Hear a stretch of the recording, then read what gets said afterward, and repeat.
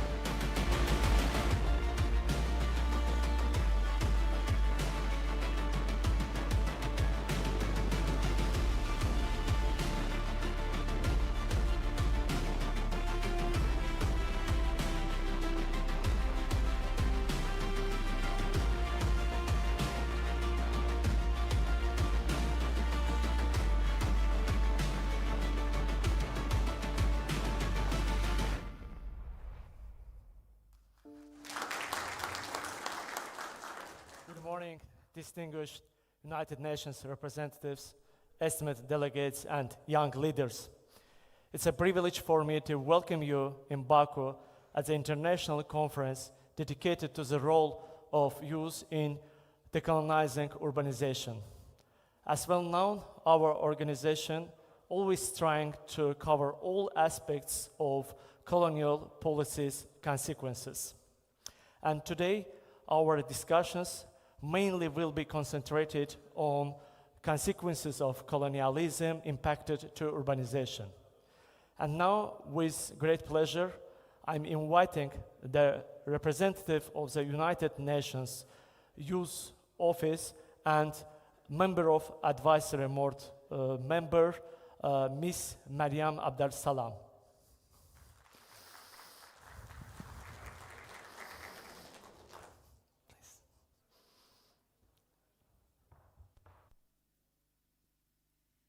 Good morning, dear delegates and esteemed invitees.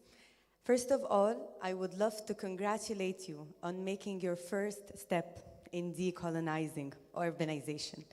The fact that you're here and the fact that you're making the effort to come and listen to different opinions from different young people all around the globe is a milestone worthy of being celebrated. My name is Mariam Solika. I'm a UN Young Leader for SDGs, and also I founded a platform. It's called The Good News. And I believe that there is no better news than the fact that we're all here trying to make a change and bringing stories from our home countries. I hope you have a fruitful day, and I'm eager to listen to what each and every one of you has to bring to the table. Thank you.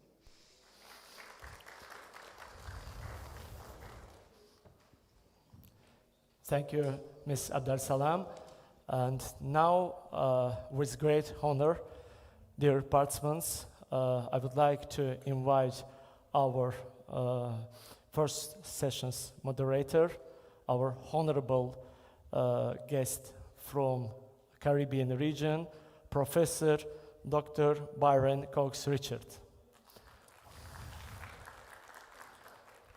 Professor, platform is yours. Good luck. Thank you. Good morning to you all. Oh, come on, you're not at a funeral. Good morning. You good? I hope you're good. Good. Now, it's an honor and a pleasure to see each and every one of you here this morning, and I want to welcome you. It's always good to meet people from around the world, and this is a wonderful gathering. I've met people from Gambia, and I'm told there's some Caribbean people here. I don't know, but it's always good. And secondly, I want to thank the government and the people of Bonaire, of Azerbaijan for having me here. My topic is Bonaire, that's why I said Bonaire. And for having us, and for allowing these minds to meet together here. I would try to speak for a maximum of 20 minutes. The subject I'm going to talk about would take 3 years to talk about. So could you imagine me trying to do something in 20 minutes that should be done in 3 days? But let's see what happens and whether or not I can do this. Now, many of you might not have heard of Bonaire. Right? Anybody here, apart from Christian, who's from Bonaire? Anybody here has heard of Bonaire? Have you ever heard of Bonaire? There we go. Oh, a couple of people. I suppose these are Caribbean people, right? Right? Bonaire, as you would see from my presentation, is a small island in the Caribbean. And I am happy that I'm going to make this presentation because why? There are two main reasons. Firstly, you are going to focus on the question of colonialism and how it affects urbanization. And the Caribbean is a very special case. And I think we in the Caribbean don't even know this. And probably I'd make a few comments about that later. But for now, I'm supposed to deal with Bonaire. Bonaire covers the entire thing, you know? In other words, the problems of colonialism, you have poverty, you have housing, you have education, and so on. But the overall chapeau is colonialism itself. You understand? And there's nothing good about colonialism. Nothing. There is a participant here from Guadeloupe, right? Brother of mine from Guadeloupe. And he would know of a man named Frantz Fanon. And Frantz Fanon wrote many things, but he wrote two major works. Black Skin, White Mass, and The Wretched of the Earth. And in The Wretched of the Earth, he covers colonialism. I would suggest for you to read it. You're the young leaders. This presentation here now deals with the broader issue of colonialism itself. And I'm going to tell you about a case of an innocent people and a people who need you and who need your voice if we're going to succeed in this battle. I am not from Bonaire. I am from the Caribbean. But even if I were not from the Caribbean, I am part of humanity because we all are part of humanity. Listen to me. Listen. Listen to me. No man is an island unto himself. We are part of the continent. We are part of the whole. And anything that affects this human being would sooner or later affect you. It is only a matter of time. Understand that. Last thing before I get into the presentation, and this is for young people. Listen to me. Listen. It's important you listen. If anybody in this world respects you enough to listen to you for 3 minutes, never waste their time. I'll repeat that. If anybody in this world respects you enough to listen to you for 3 minutes, never waste their time. You know, many people listen to you to dispute you. Many people listen to you because they want to say how bright they are, and you don't know what you're saying. To actually listen to someone is to hear what they're saying, not to agree or disagree, but first to understand. When you understand, then you can agree or disagree. So I don't intend to waste your time. Listen to me. So, the Bonaire case before the United Nations, illegal briefing on rights and status. Now, what is Bonaire? It's a very small island in the Caribbean, very, very small, right? It was first colonized, note that, by the Spanish, and then later by the Dutch, and they have been running this place for a long time. It was part of what was called the Netherlands later, right? And it now has a special status in the Kingdom of the Netherlands. Has a special status, which is called a public body. We'll get to that. And it has a tiny population, really small. Well, the Caribbean generally, we have small populations. But this tiny population and this tiny island is effectively controlled by the Dutch. Don't ever forget this. Colonialism in any part of this world serves the colonialists. It never serves you and never will. There's no good colonialism. There never was any good colonialism. Now, so take a look at this carefully. There is Bonaire, that red spot. Okay, that's where it's located in the Caribbean. Holland is on the other side of the world. Could you please explain to me what the Dutch people leave all of Europe to come to a tiny island in the Caribbean? For what? What are you doing there? I want you to geographically situate this in your mind so that you understand. People sail all the way from Europe, look at it in the world map, to come down here in the Caribbean. So this is Bonaire. As you can see, it's a very, very tiny, small place. Now, what is the case of Bonaire? What is it we want? Why is it I'm here? And why is it we need your voice? Well, let's look. Firstly, Bonaire has what is called a special status in the Kingdom of the Netherlands. And this special status came about, as you can see, on the 10th of the 10th, 2010.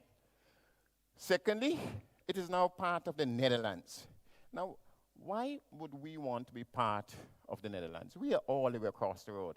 Why aren't they part of the Caribbean? Why aren't they part of the Caribbean community? Why are they part of the Netherlands? For what reason? For what purpose? Now, it's not a self-governing territory. What does that mean? Well, I was born in Barbados, right? That's where I was born. I live in St. Vincent, right? We govern ourselves. We elect our prime minister. And we determine what we want. Nobody determines that for us.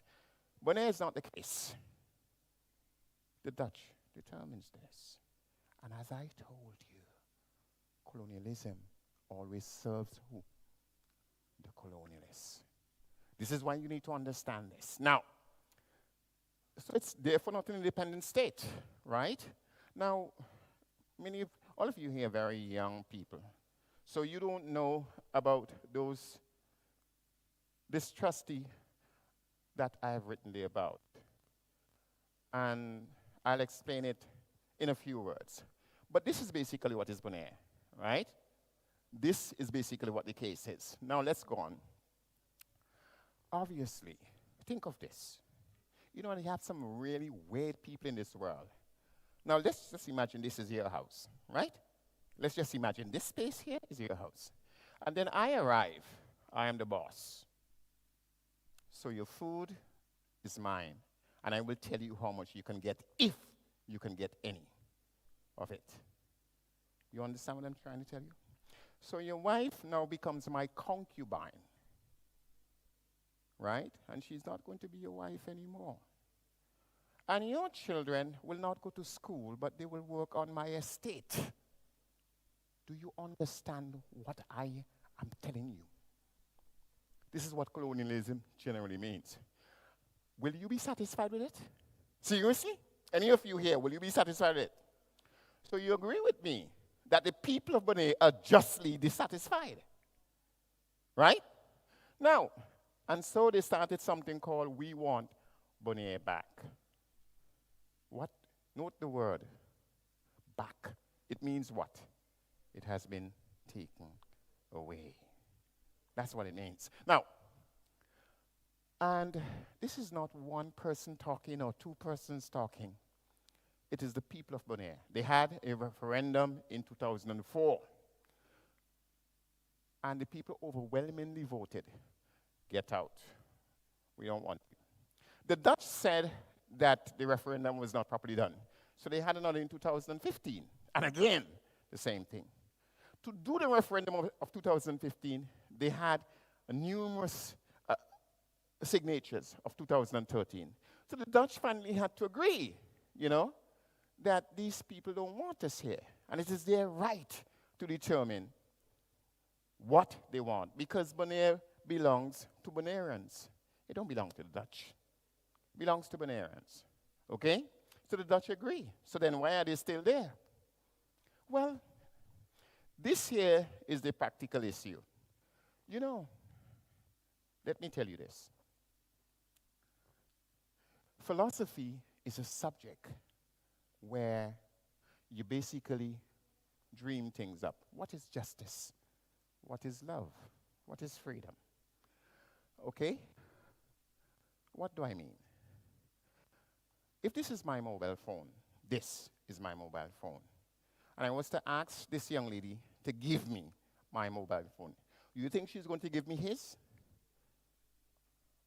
And if there are two mobile phones lying in front of her, and I say, give me mine, you think she's going to give me his? No. A mobile phone is a very concrete thing. Very, very concrete. But if you have a dream, last night you dreamt something, right? And I say, okay, give me your dream. Can you give it to me? Can you take it up and give it to me? It's impossible. Why? Because it's an abstract thing. And so, therefore, happiness, justice, those things are abstracting. However, disadvantage is not an abstract thing. It's a very real thing. Okay? Social disadvantage is a very real thing. I come from the West Indies, from the Caribbean. Do you know when we had our first university? In 1948. Do you know when the University of Timbuktu, anybody know what is Timbuktu here? Do you know? Timbuktu is in Mali. It's one of the first universities in the world. There's black people establishing a university for black people. Think of this. We in the Caribbean only got a university in 1948. Do you understand what I'm telling you? So disadvantage is rare, but there's a political disadvantage. What does that mean? What's a political disadvantage? And why does it matter? Well, let's go on. I don't want to waste your time. But this is an example of a political disadvantage. Look at this. As of the 1st of January, 2025, right, the permanent residents in Bonaire is now 10,011, right? 10,011, right? And what you have to understand is that the majority of these, 26,552, and 10,011 of them came in 2025. Why is that? Why? Ask yourself. There was a population, you understand, that was 16,000. And in 1 year alone, The Dutch brought in 10,000 people. Why? I wouldn't answer it for you. Think of it for a moment. And all of the questions are there. But I think you'll find the answer in the penultimate line. Why suddenly in 2010? Do you remember the 2010 date? What happened before it? And what happened in 2015? It overwhelmingly for what? To leave, to have their own say. And did we have this increase of 10,000? Who are these people with this 10,000? Now, I want you to take a look at this. Look carefully. All of those scholars, you can read them. So in 1945, whether you're from Senegal, or you're from Gambia, or you're from Barbados, or you're from I don't know where else, you are not independent. You belong as part of one of these. Do you know that? Yes, in 1945. Which country you know in Africa, apart from Ethiopia, you understand, was an independent country in 1945? Which? Name it. None. The first sub-Saharan African country to get independence was Ghana in 1947-48.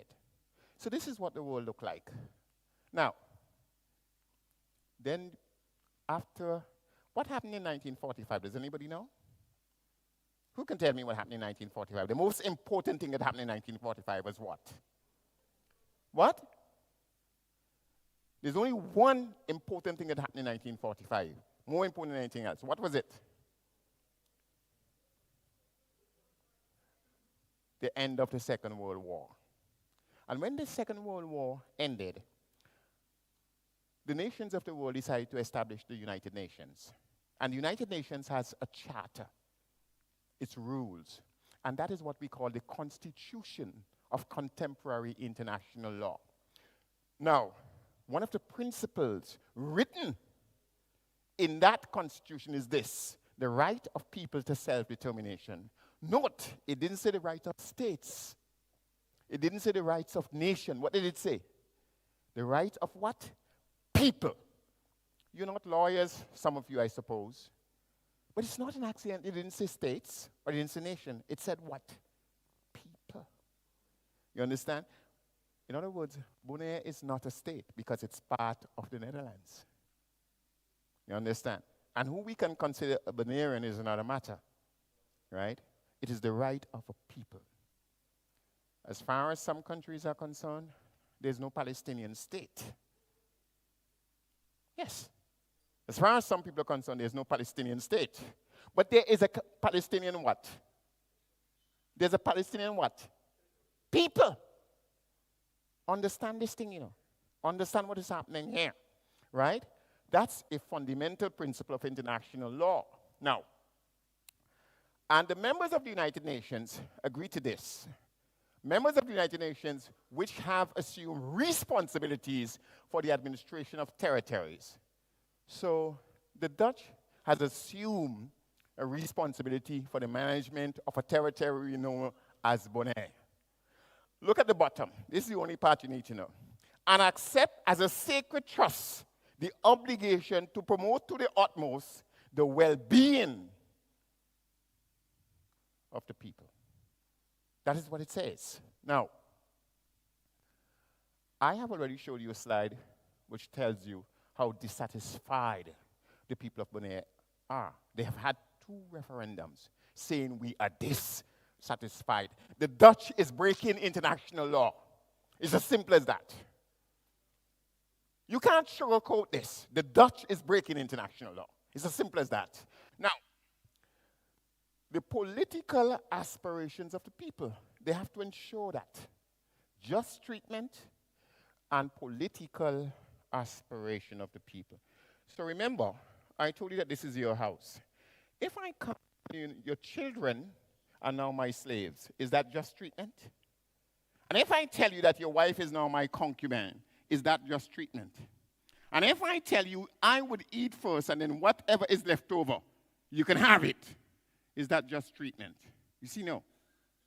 Please, please, do not fool yourselves. You have a brain in your head. You have a brain in your head. Think. I'm not telling you what to think or how to think or when to think. I'm only asking you to do what? Think. That's all. Now, let's go on. And they have all of this that they must do. The Dutch are responsible for doing all of this. You know, I would not waste your time reading anything. You can always get this later, and you can always talk to me later. Let's go on. Now, the United Nations wasn't satisfied with this. They weren't satisfied that we have a charter, right? And they weren't satisfied that the charter has this principle. Because by this time, some African states were becoming independent by 1960. India had become independent in 1947, 48. Ghana came in 58, sorry. So India, 1947, 48, you know? And these nations decide this principle of the right to self-determination must be strengthened. So there was, in December, a resolution on this matter. This is the United Nations. Then, according to this, again, note, what? Look up there. What does it say? All what? Peoples. It doesn't say all states. It doesn't say all nations. It says what? People. The people in Gaza, whether you think they have a state or they don't have a state, that's your business. International law says that they, as a people, have a right to self-determination. It's the same thing. It's the very same thing with Bonaire. Now, all states shall observe faithfully and strictly, and respect for the sovereignty, the sovereign rights of who? Note, the word nation is never used. The word state is never used. The word they use is what? People. Note this thing. Understand this thing. That is why I was asked to come here and talk on behalf of Bonaire, because I'm a trained lawyer. I understand this business. Okay? Now, so apart from that, the United Nations wasn't satisfied. We have to get rid of colonialism. And so they established this committee called Committee C24, and where they list all the nations which are not self-governing, which doesn't govern themselves. And Bonaire was removed from this in 1954. So the Dutch has a free reign now. This committee is to ensure that the nations, the people who doesn't govern themselves, the people who are responsible for them, must report to the United Nations. The Dutch doesn't want to report to anybody. Let me ask you a question, all of you. If I am running your business, let's say you have a shop, and you say, okay, Dr. Baron Cox, could you run my business for me? I say, fine. And you say, okay. Every year you would give me a report, and I don't want to give you that report. Do you think everything is right with your business? Something is wrong, isn't it? Because if nothing is wrong, I am happy to give you the report. I am not stealing your money. Now think for yourself, for God's sake. You understand what I'm saying? It's your business. And you say, Dr. Baron Cox, run this business for me. But give me a report as to, the balances at the end of the year, the credits and the debits and so on. And you're like, oh, no, that ain't happening. It therefore means something is wrong. That's what the Dutch has done. They remove Bonaire because they don't want to do what? They don't want to abide by international law. Okay? So, let's go. And this committee has a set of criteria, as I told you, right? And this applies to non-self-governing territories. Guadeloupe, for example, I use Guadeloupe because, mon ami, you see, the Guadeloupe. And The French got around this by naming Guadeloupe and Martinique departments of France. But Bonaire is not even a department of the Dutch, you know. So let's go on. And these are some of the criteria. Free choice. I'll take a second in dealing with each. Free choice. I have shown you a slide, and in fact, that there was no free choice in Bonaire. If there was free choice, then the Dutch would immediately recognize the two referendum. Isn't that so? They don't. Equality. As I have told you before, the people of Bonaire has dissatisfaction. It therefore means what? Right? They don't feel equal. But outside of that, unlike Guadeloupe or Martinique, which is a department of France, they have a special status. Listen to me. Listen to me. Listen. They have a special status in Holland. Let me ask you a question. I am Holland, right? And you a little tiny, whoever you are. I'm going to give you a special status to make you better than me? Do you think so? Absolute nonsense if you think that. That special status therefore means what? You're subordinate to me. That is what it means. That is what it means in practical terms. Now, independence. Well, I don't have to argue that. You know that Bonaire has no independence. Free association. I told you about the two referendums. They say we don't want to associate with you. So that criteria is not. Integration. At least in Guadeloupe and in Martinique, the French can say they are departments. They are integrated. You understand? Not the case of Bonaire. And of course, with complete equality. We have already discussed that. Now, the real issue.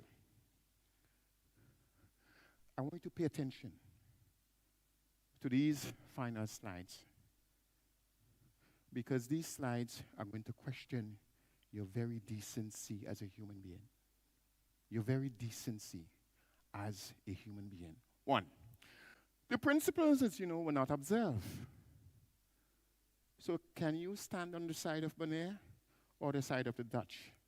As I say, I'm questioning your human decency. That's the first. Secondly, none of the pathways, independence, etc., were observed. Which side do you stand? Let's go on. December 1986, New Caledonia was relisted. You understand? To this group of nations which don't manage themselves. That is why we want Bonaire to be relisted, so that the Dutch would have to give account. Two, French Polynesia. You know the French. They always playing games with people. And French Polynesia said, listen. Because the French didn't make them a department. You know the French feared Caribbean people? That's why they made us a department. Oh, we'd fight them, right? Yeah, so they afraid us. But they didn't afraid Polynesia. So they, you know, and Polynesia said, you know what? We are done with this nonsense. We want to go back on the list of non-self-governing territory so that France would have to report to the United Nations. So we can do the same for Bonaire as regards the Dutch. Now, what must be done? I'm almost done. Well, there's a need to change the present international legal and political status of Bonaire. We cannot allow these people to be treated that way anymore. And so their status has got to change. We must get them back onto the list.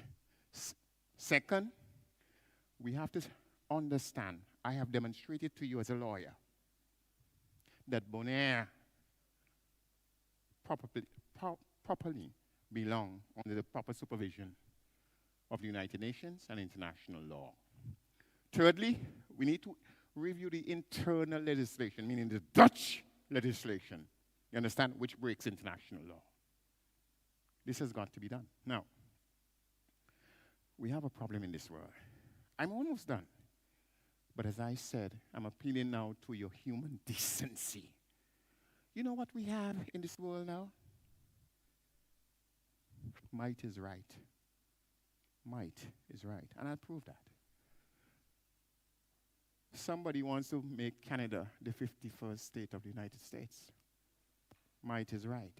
Somebody wants to take over Greenland. Might is right. Somebody went to Venezuela and took Mr. Maduro. Might is right. somebody want to take over the Panama Canal. Might is right. And the precious people of Gaza are being genocide. Might is right. You must choose. Each and every one of you here must choose. You must choose. Each and every one of you must choose. Now, so we have some great challenges. Is the Constitution of International Law being threatened?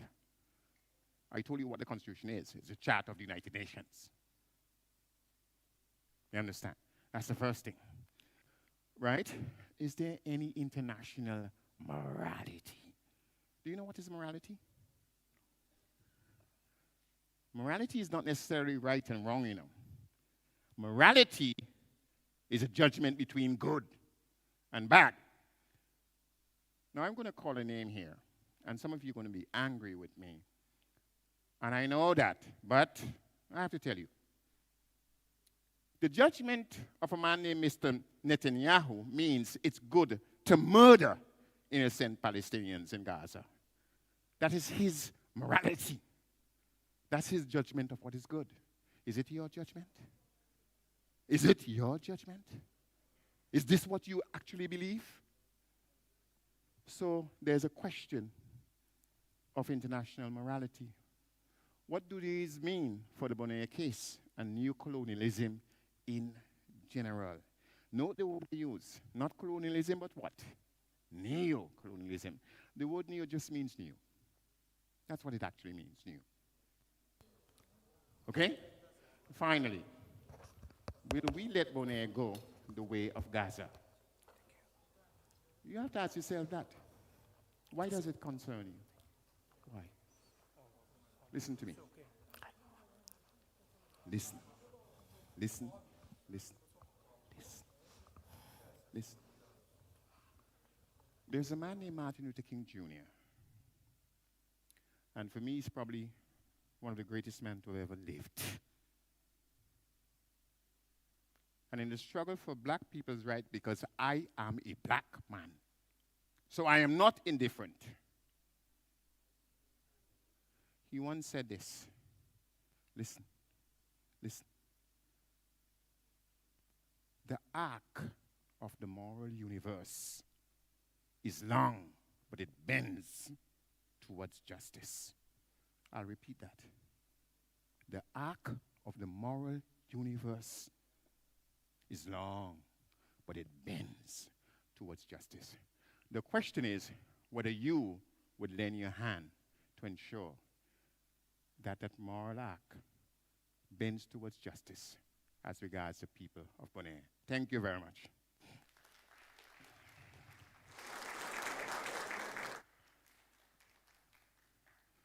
Good. Enough about me. So we have some presentations here today. And one of the things you need to know is that each of you are going to come here and tell a story. And I don't want you to be nervous. I don't want you to worry. Because your story is a beautiful story. And it's your story. I can't tell it for you. You have to tell it yourself. But we all got to hear, you know why? Because we want to hear your story. So don't worry yourself about, oh, I'm in front of an audience and the camera is looking at me. No. What you have to be concerned with is that you came here to tell your story. And your story is part of our story. It's a universal story. Okay? So I don't want you to be worried about this. So please join me in welcoming our first presenter, Mpega Ivala Angelica Desiree. Please.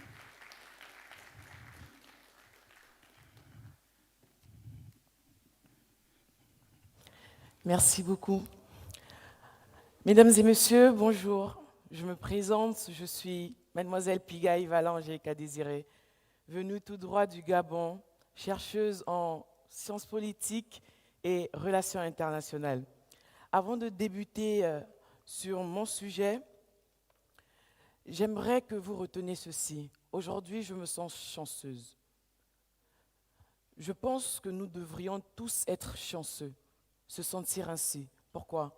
Nous sommes là, nous discutons sur des projets, sur l'avenir de nos continents respectifs. Ici, on a l'Afrique, l'Asie, l'Europe et bien d'autres.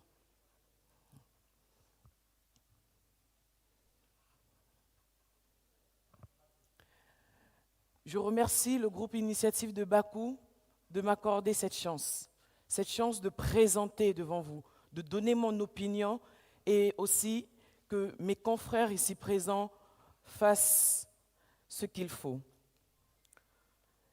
Pour commencer, c'est pour moi, en ma qualité de jeune engagé, un immense plaisir et un honneur de prendre à nouveau la parole aujourd'hui pour échanger sur le thème « Plateforme des jeunes du Sud global, le rôle de la jeunesse dans la décolonisation de l'urbanisation ».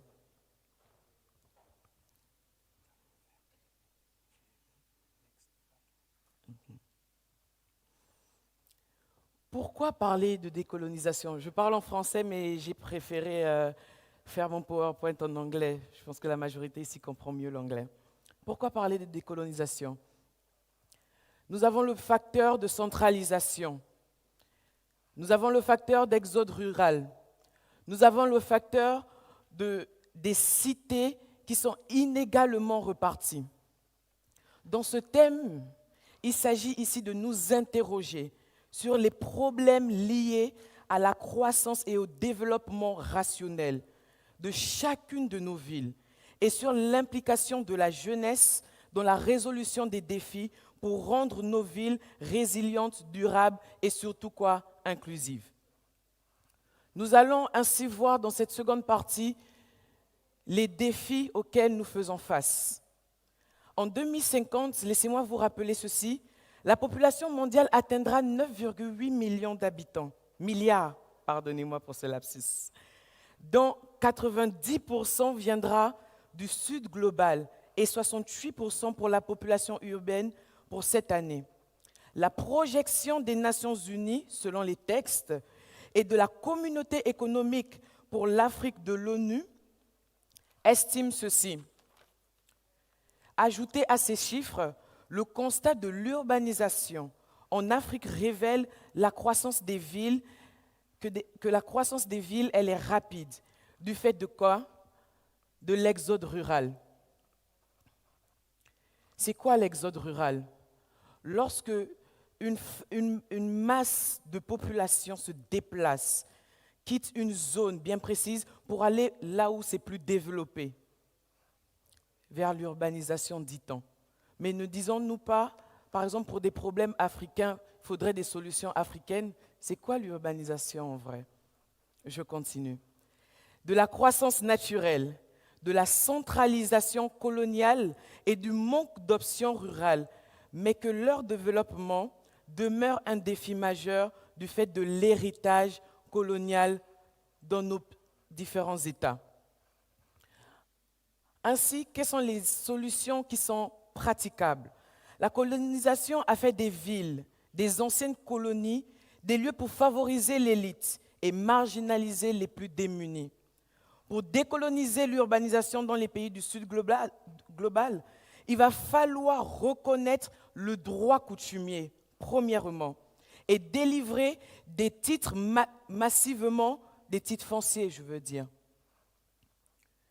Viabiliser les terrains avant que les gens ne puissent s'installer, organiser la mobilité sociale, favoriser l'accès à des financements appropriés, favoriser la construction dans des matériaux et formes adaptés aux réalités socio-culturelles, mais surtout climatiques. Ainsi, dans cette dernière partie, la jeunesse fait sa grande entrée. La raison de l'absence de développement de nos villes pourrait se trouver dans la non-implication de la jeunesse, qui constitue la force vive qui façonne la ville de demain. En effet, les jeunes peuvent jouer un rôle majeur dans la décolonisation de l'urbanisation par leur intégration dans les instances décisionnelles des États, leur engagement et leur implication de manière procréative dans la planification, la conception et la gestion des villes. La formation professionnelle est essentielle, pointue surtout dans les métiers en relation avec l'urbanisation, dans les villes secondaires pour éviter l'exode vers les grands centres urbains.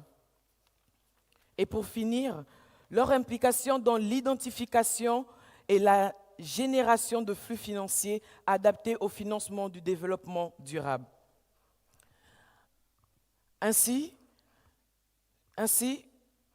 sur ces dernières paroles, je tiens à vous dire ceci. La participation de la jeunesse à la mise en place du développement durable et rationnel des villes passe par l'implication politique et financière des jeunes, la connaissance dans les métiers en rapport avec l'urbanisation et l'innovation dans les métiers et dans les modèles de construction de villes. Je vous remercie pour votre attention.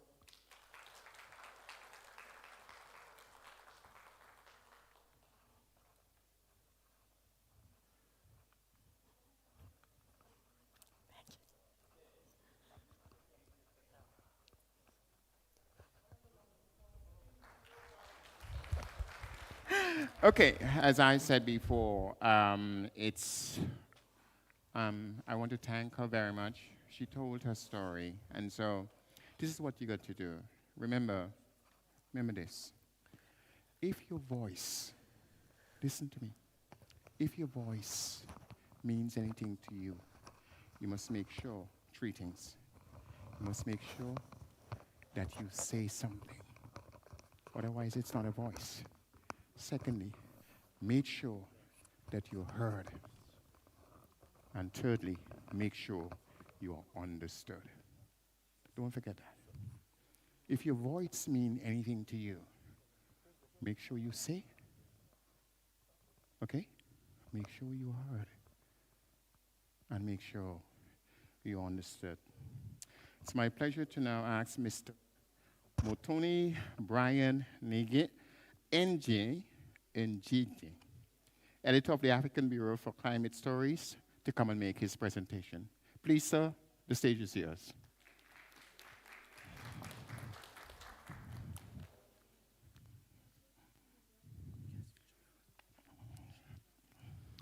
Union, liberty, and independence. So, good morning, everyone. Distinguished delegates, esteemed representatives, fellow young leaders, members of the Baku Initiative Group, participants of the WOF 13 Forum, ladies and gentlemen. It is both an honor and a responsibility to stand before you today to speak on a subject that defines not only the future of our cities, but also the dignity, identity, and aspirations of millions of young people across the global south.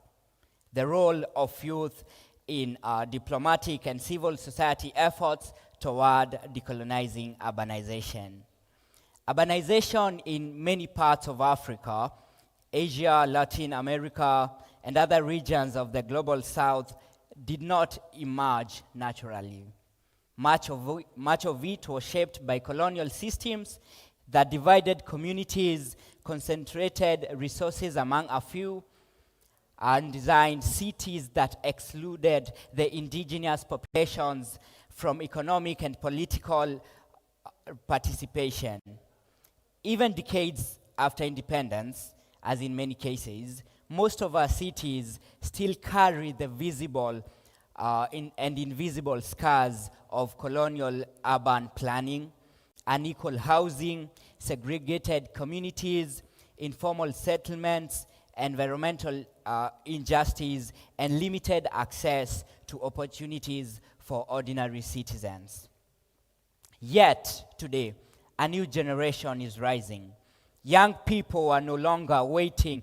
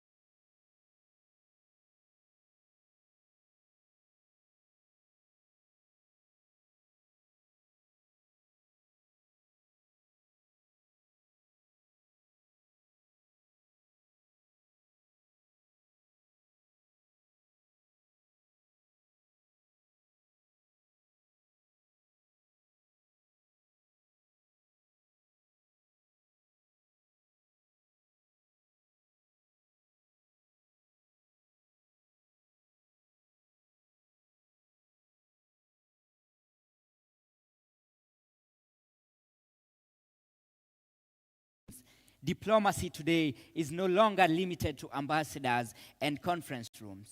It now includes youth advocates, organizing community dialogues, environmental defenders protecting vulnerable neighborhoods, digital creators amplifying unheard voices, and civil society leaders demanding accountability from institutions. We must understand one critical truth. Cities cannot be truly modern if they remain unequal. To decolonize urbanization means to rebuild cities that value people over profit, inclusion over exclusion, and identity over imposed systems. It means recognizing informal settlements not as a symbol of failure, but as communities serving investments, dignity, and opportunity. It means ensuring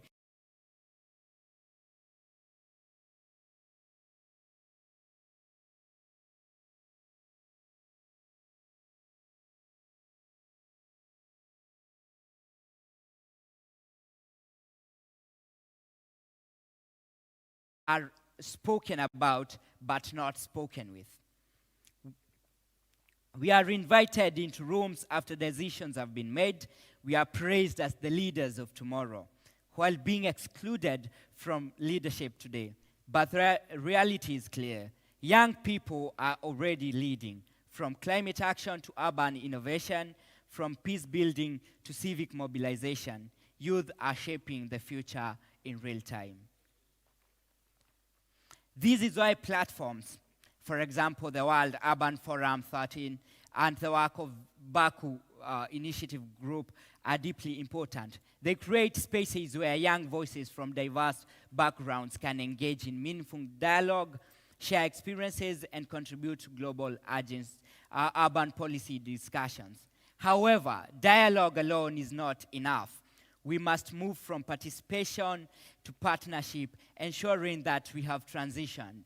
Governments, international organizations, and development institutions must invest in youth-led initiatives, support grassroots organizations, and create policies that allow young people to actively shape urban futures. Youth representation in diplomacy, urban planning, climate governance, and civil society leadership should not be symbolic. It should be structural and permanent. As young people from the global south, we carry both the memory of historical injustice and the vision of a more equitable future. We understand the realities of unemployment, displacement, inequality, and climate vulnerability. But we also carry creativity, resilience, innovation, and hope. Our generation has the power to transform cities into spaces of justice, sustainability, and human connection. A decolonized city is not simply a modern city. It is a city where every child has access to opportunity, a city where communities are not displaced for development but included in it, a city where culture is preserved rather than erased, a city where young people are not marginalized but empowered. And as I conclude, as we gather here today, let us remember that the future of urbanization will not be determined solely by policies or buildings, but by the people courageous enough to challenge inequality and imagine something better. And among those people, the youth stand at the forefront. Let us continue building bridges across nations, strengthening solidarity across the global south, and creating cities that reflect justice, equality, and shared humanity. Thank you for listening.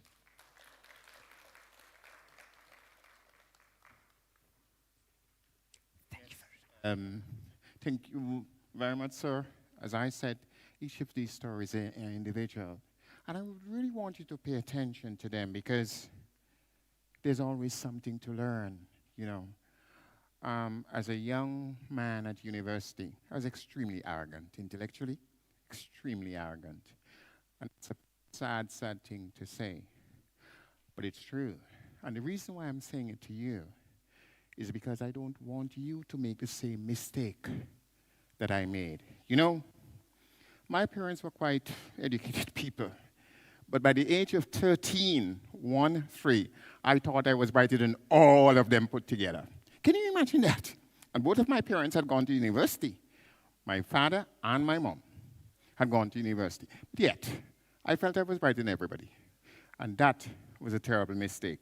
Each of these stories has something to teach you. It has something to teach you either historically or something to teach you as regards your approach.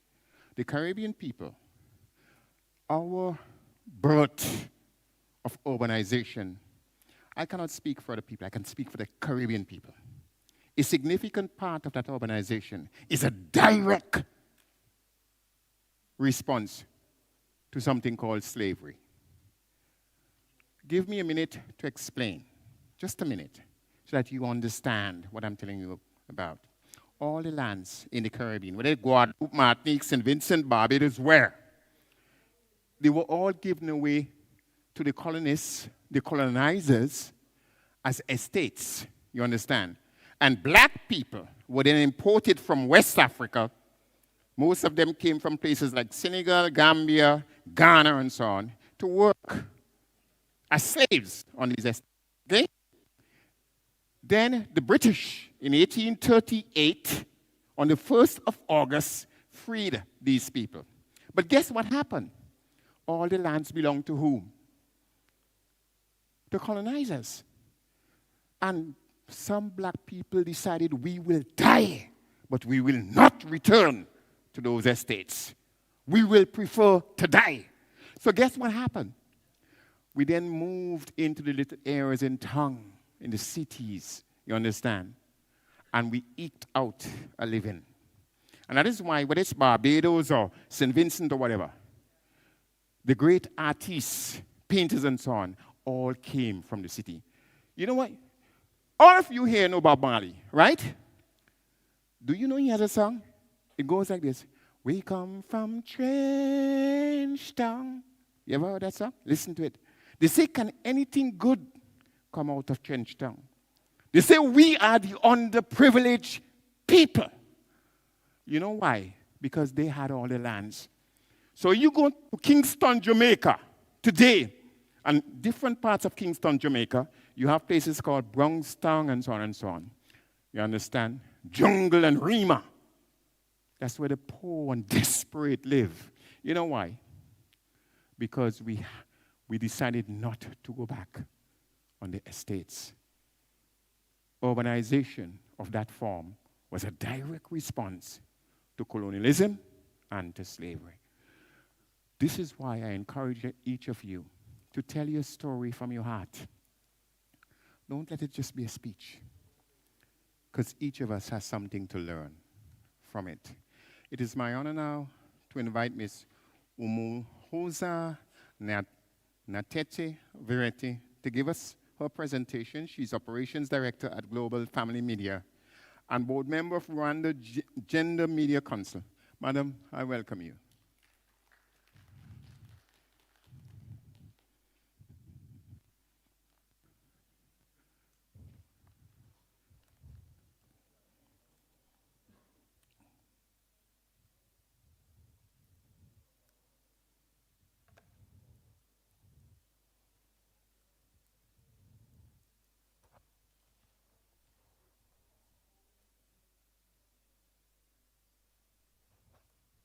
Good morning, everyone. Good morning, everyone. What is going on? Come on. My name is Verite. They just introduced me, and I'm really honored to be here. And it's really amazing for everyone to be here and have this platform to share ideas and, try to each one do something to help develop our communities better and make the world a better place at large. Today's topic is really important, and I'd like to thank the Baku Initiative Group for providing this platform so that we get to converse, learn from each other, and get to understand more about what is happening in the world right now. It is both an honor and responsibility to speak today on the theme, the role of the youth in decolonizing urbanization. Today, cities are expanding faster than ever before. Across Africa and the global south, urbanization is shaping the future of our societies, our economies, and identities.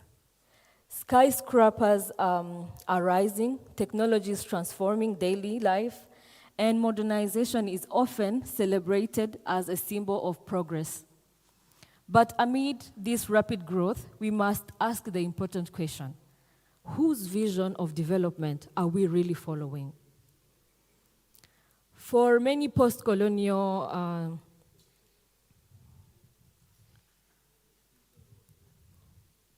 excuse me.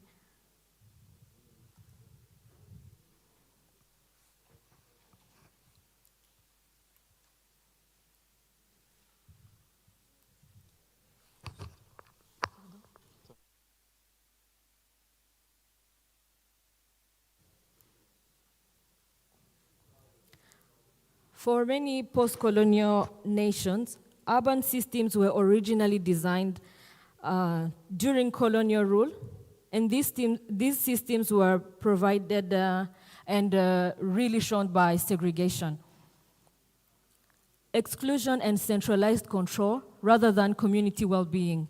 Even decades after independence, you all can tell, you are an example to show,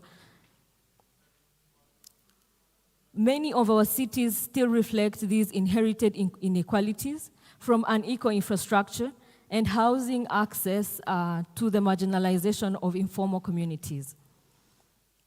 Too often, development is still measured by how closely our cities resemble to foreign models, instead of how effective they really serve the people who live in those cities.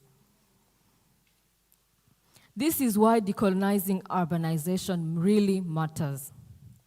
Decolonizing urbanization means reimagining cities through local realities, local technology, and local aspirations. It means creating urban spaces that are inclusive, sustainable, culturally grounded, and centered on human dignity. And in this transformation, young people have a very critical role to play. You might wonder, which is their role? Youth are not simply future leaders. We are already active architects of change. Across Africa, young people are driving climate action, launching social enterprises, and promoting digital innovation, preserving cultural identity and developing community-led solutions to urban challenges. From advocating to greener cities to recreating creative platforms for civic engagement, youth are providing that progress that does not require abandoning identity or community. As young people, we understand that the urgency of the challenges our cities face are unemployment, environmental degradation, displacement, and inequality. But we also carry the creativity, the energy, and the innovation needed to respond to these critical questions. However, youth inclusion must go beyond symbolic participation. Young people must have meaningful skills at decision-making tables in urban planning and policy development and sustainability strategies and governance processes, because these cities cannot truly become inclusive if the generation that will inherit them is excluded from strategizing them. Decolonizing urbanization is not about rejecting development or modernity. It is about redefining processes and progresses in a way that reflects our histories, that respects our communities, and creates opportunities for everyone that live in these cities. The future of our cities should not only be smart and modern, but it should also just be inclusive, be deeply rooted in the people, and promote cultures that define them. Let us create cities that do not simply grow in size, but grow in equity, sustainability, and humanity. I would like to invite you to share more using a presentation that I've prepared, where I'll talk more on how decolonizing urbanization really matters, and we as the youth really should take the first step in doing that. Decolonization means rethinking the way our cities are designed and are governed. Many urban systems in post-colonial societies were inherited from colonial structures and prioritized segregation, like I had mentioned earlier. Decolonizing urbanization is about creating cities that reflect on local cultures, what the community needs, and social justice rather than simply copying foreign models of development. It means building cities that place people at the center of the progress. Many of our cities continue to face major challenges linked to the inherited systems. We are growing informal settlements, unequal distribution of resources, and environmental degradation. Too often, development is measured by appearance rather than impact, by how modern a city looks instead of how well it serves the people who live in it.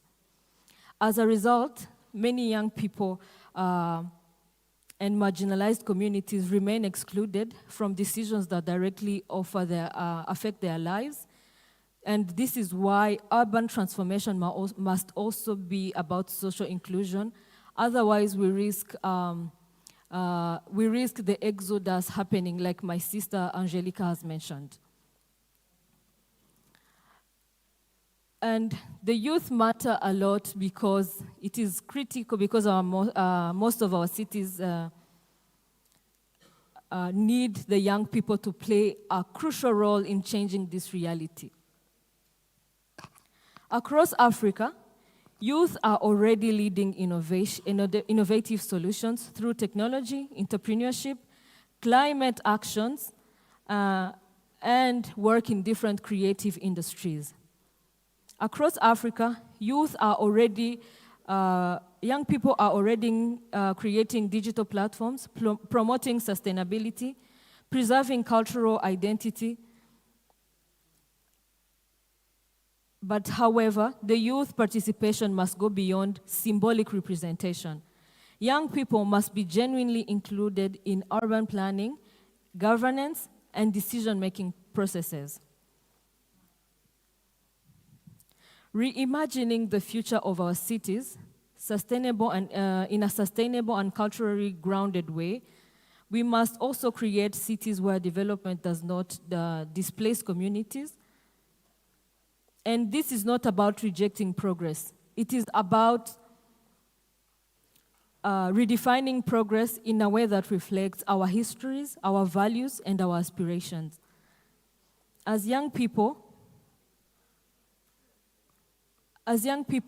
we have the creativity, the energy, and vision to lead that transformation. Because ultimately we cannot build inclusive cities without including the generation that will inherit them. And today I leave you with this message. Reflect on it and let us all collectively work to make our world a better place. Thank you, ladies and gentlemen, for your kind attention.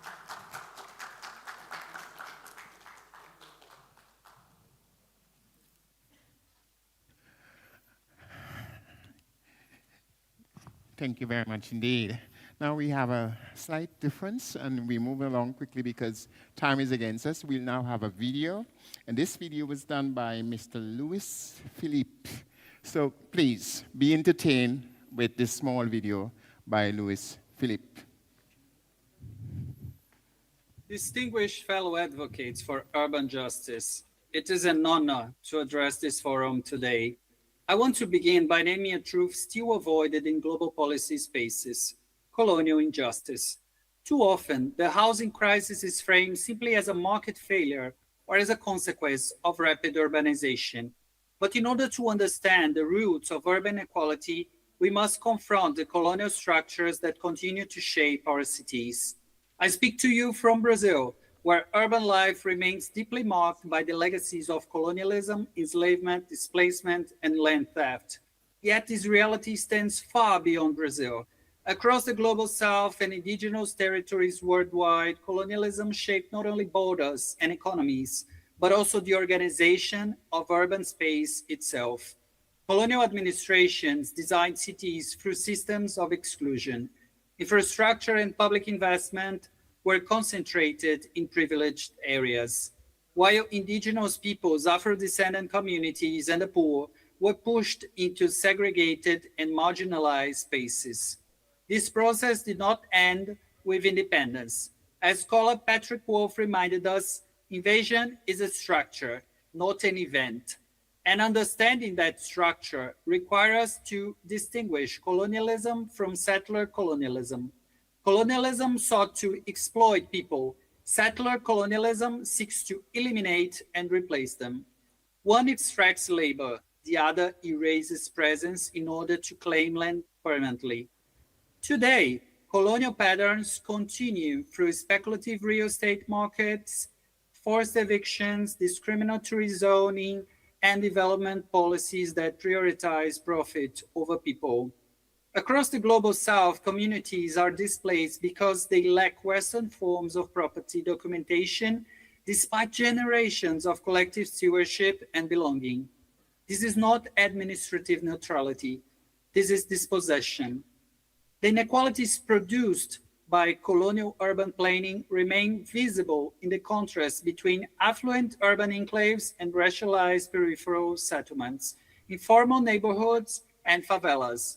At the same time, housing is increasingly treated not as a human necessity, but as a financial asset. What many marginalized communities lack is not shelter in the abstract, but legally recognized territory and protection from displacement. We also recognize that colonial violence is not only material, it is cultural. Indigenous architectural traditions and communal ways of living are often dismissed as incompatible with modern development. Yet, when traditional homes are destroyed because they fail to conform to imported standards, what is being raised is not merely housing, it is memory, it is identity, it is continuity. And yet, despite centuries of dispossession, resistance persists. From indigenous and quilombola movements in Brazil to anti-displacement struggles across the global south, oppressed communities continue to reclaim space and redefine belonging. These communities are not relics of the past, they are authors of urban futures. Their struggle challenges us to rethink the city itself, not as a colonial enclosure organized around exclusion and speculation, but as a collective space grounded in dignity, reciprocity, and historical justice. This forum, therefore, has an opportunity to move beyond the narrow language of housing provision alone and confront the deeper systems of dispossession that generate housing precarity in the first place. We need legal frameworks that recognize communal ownership and indigenous sovereignty.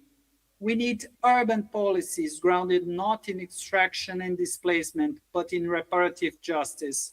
Most importantly, we must reject the illusion that colonialism belongs only to the past. The mechanisms of dispossession continue to evolve in contemporary forms. If left unchallenged, they will continue shaping our cities for generations to come. The task before us is not merely technical, it is ethical, historical, and political. A future of justice will be built by recognizing the rights of people to remain, to belong, and to remember, and to shape the urban world on their own terms. Thank you very much. I wish you all a productive and inspiring session at the World Urban Forum in Baku.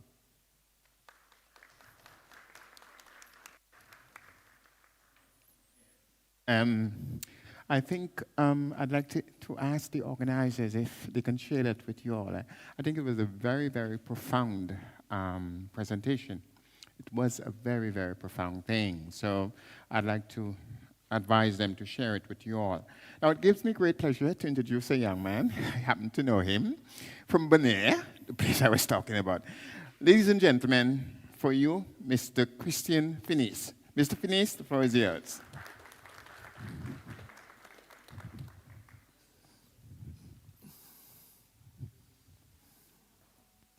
Distinguished delegates, representatives of the UN, members of the civil society, and fellow youth participants. Bon dia, good day. My name is Christian Finis. I come from the small, small island of Bonaire. Nos tapape papiamento inang. There, we speak papiamento.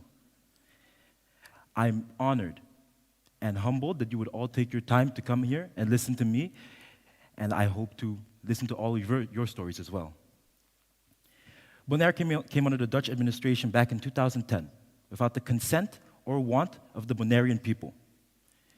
I speak as a young person who was part of a generation of youth who are striving for equality, dignity, participation, and a fair future. The CESCR, or the Committee on Economic, Social, and Cultural Rights, reviewed the Kingdom of the Netherlands and recognized many inequalities in its Caribbean states. And this includes Bonaire. There are concerns over disparities in housing, poverty, healthcare, social protection, and high cost of living between us and the Netherlands. For us young people, for me, this is not an abstract political debate. This is my future. This is my reality.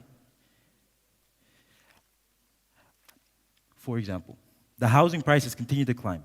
The land that forms our identity is slowly being taken away from us. We are increasingly losing the accessibility to the land that my father, my grandfather, and his father once had. And we are forced to not leave our ancestral home to go look for opportunities elsewhere. These discussions on urbanization must include discussions on justice, equality, and participation.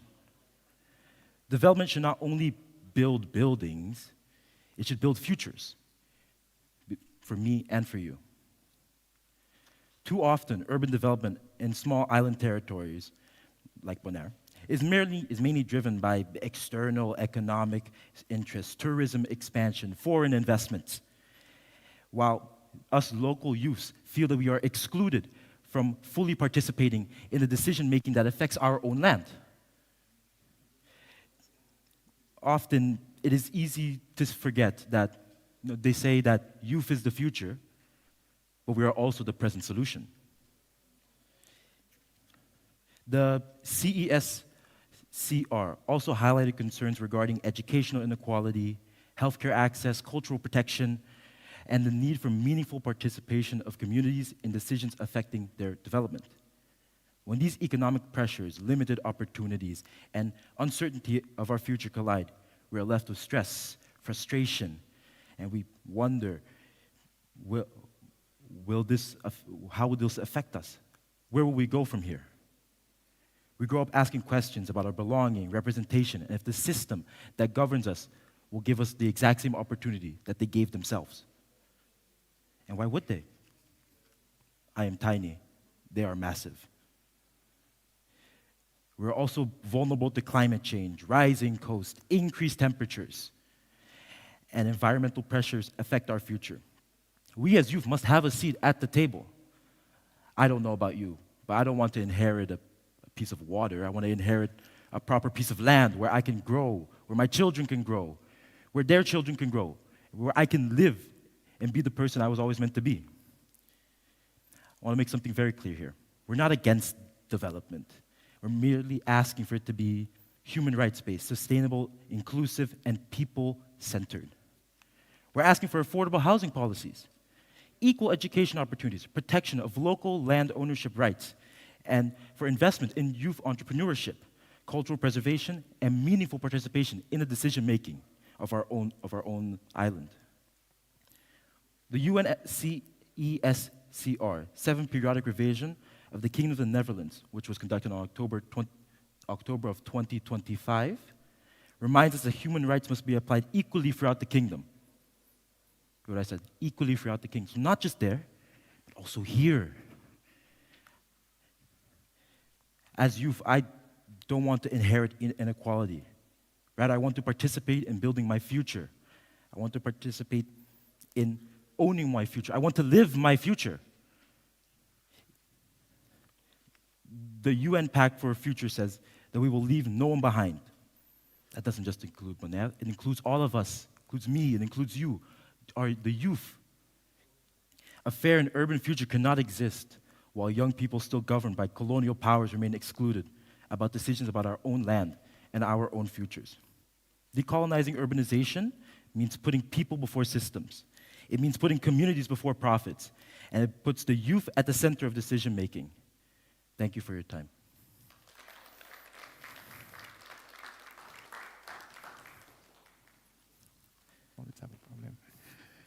Yes, thank you very much, Mr.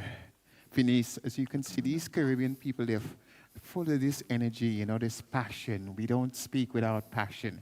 Everything is passion for us, so you'll have to forgive us for that. Now, it's my great honor and my great pleasure to introduce to you Mr. Jean-Pierre José Martin. He's president of International Movement for Reparations. Is Mr. Martin here? Yes, he is. So, and I'm interested in this. You know why? Because I don't know if you know the Caribbean is leading a movement for reparations. They must pay us what they owe. Over to you, sir. Please be my guest.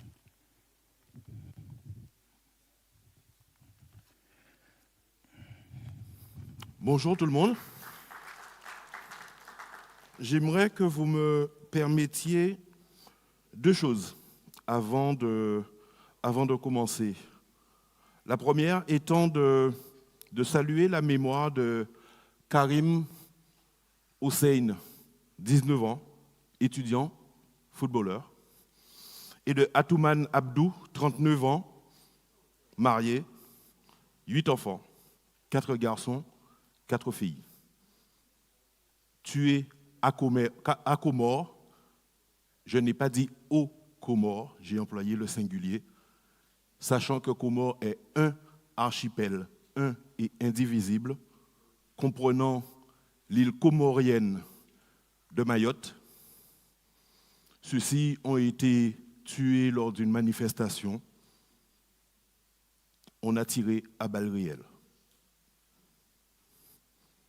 J'aimerais, dans un deuxième temps, remercier Abbas Abazov et le groupe d'initiative de Baku de cette occasion que nous avons, nous les gens de notre âge, à vous parler, vous les gens de votre âge. Cette occasion-là est inestimable, puisque l'un de nos maux, l'un de nos problèmes est que nous ne nous parlons pas assez.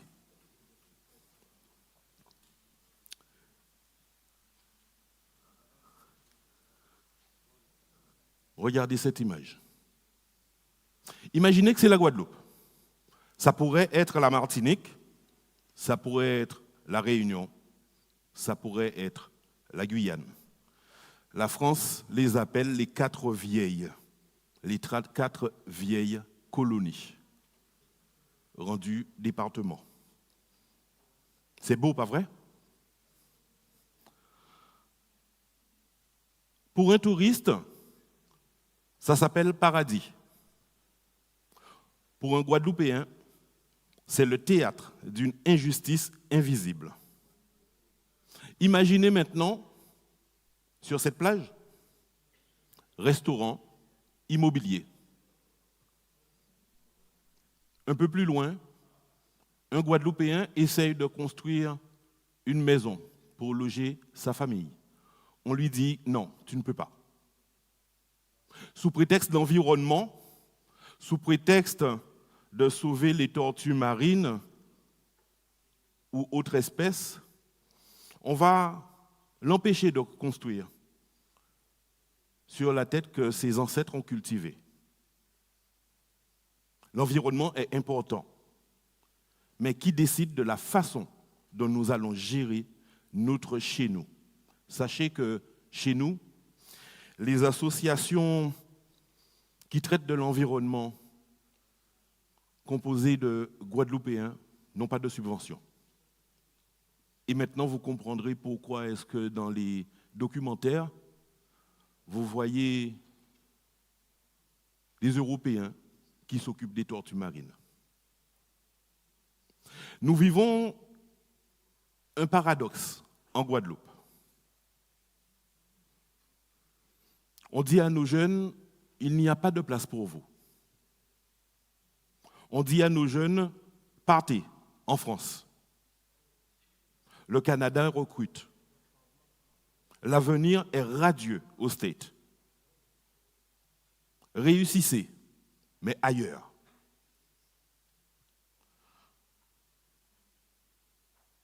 Et c'est l'exode forcé. Armes, drogue, sexe, argent facile pour le reste. Mais regardez qui arrive dans l'avion qui vient en face.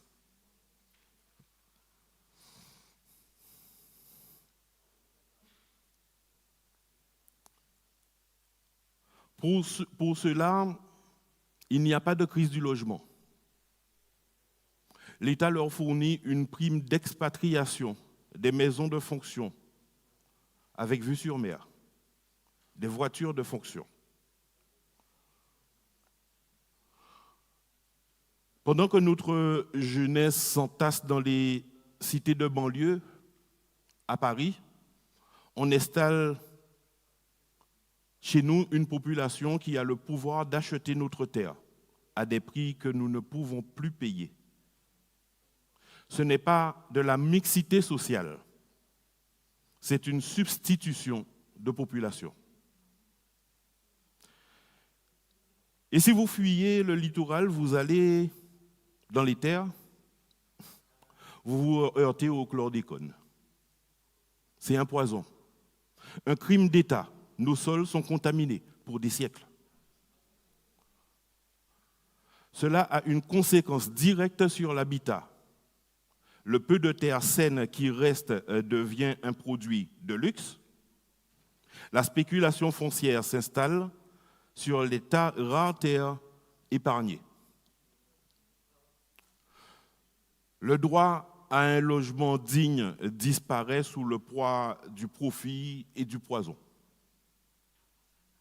Comment voulez-vous que nos jeunes reviennent s'ils n'ont pas de terre pour planter et s'ils n'ont pas de sol pour bâtir? On me demande souvent pourquoi est-ce que je me bats pour un mot. Ce mot-là, c'est le mot peuple. L'administration française nous appelle population. Une population, c'est une donnée statistique.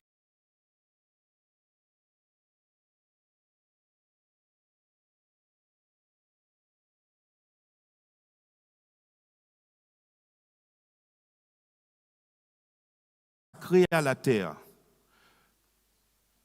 Si nous acceptons d'être une simple population, nous acceptons d'être remplacés. Si nous affirmons que nous sommes le peuple guadeloupéen, idem pour les Martiniquais, idem pour les Réunionnais, idem pour les Guyanais, alors ce peuple-là a un droit au logement. La souveraineté rime avec tout cela. La décolonisation rime avec tout cela. Et l'urbanisme rime avec tout cela. C'est d'abord reconnaître que cette terre nous appartient. Maintenant, jeunesse du Sud global, vous qui m'écoutez ici à Baku, ne vous laissez pas voler vos pays par des logiciels d'urbanisme qui ne parlent pas vos langues. Jeunesse africaine, vous êtes, dit-on, l'espoir de demain, Ce n'est pas vrai. Vous êtes le bras armé aujourd'hui. L'avenir n'est pas un rêve romantique. C'est une nécessité de survie géopolitique. Ne demandez plus la permission, prenez le contrôle. J'ai entendu plusieurs dire « les jeunes doivent être insérés ». Ce n'est pas une phrase d'action, ce n'est pas un verbe d'action. Prenez le contrôle. Infiltrez et transformez. Prenez la tête des structures existantes ou alors créez vos propres organisations, vos propres centres de pouvoir. Armez-vous techniquement.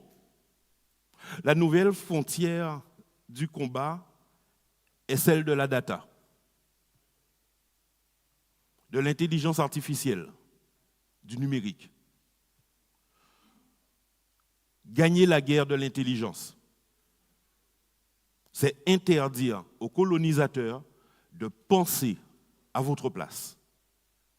La décolonisation ne se limite pas à un drapeau, à un match de foot ou à un hymne national. Elle se joue dans le cadastre, elle se joue dans la pierre, dans la brique. Elle se joue dans votre capacité à développer chez vous. Jeunesse du monde, ne laissez pas les urbanistes dessiner vos villes avec des logiciels conçus sans vous, sans nous. Reprenez vos terres, réparez vos sols empoisonnés, reconstruisez des cités qui vous ressemblent.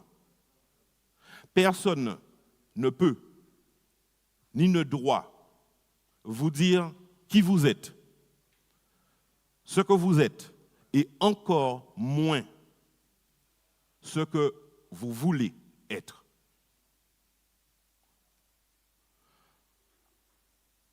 « 62% des Africains ont moins de 25 ans. 70% des subsahariens ont moins de 30 ans. Avec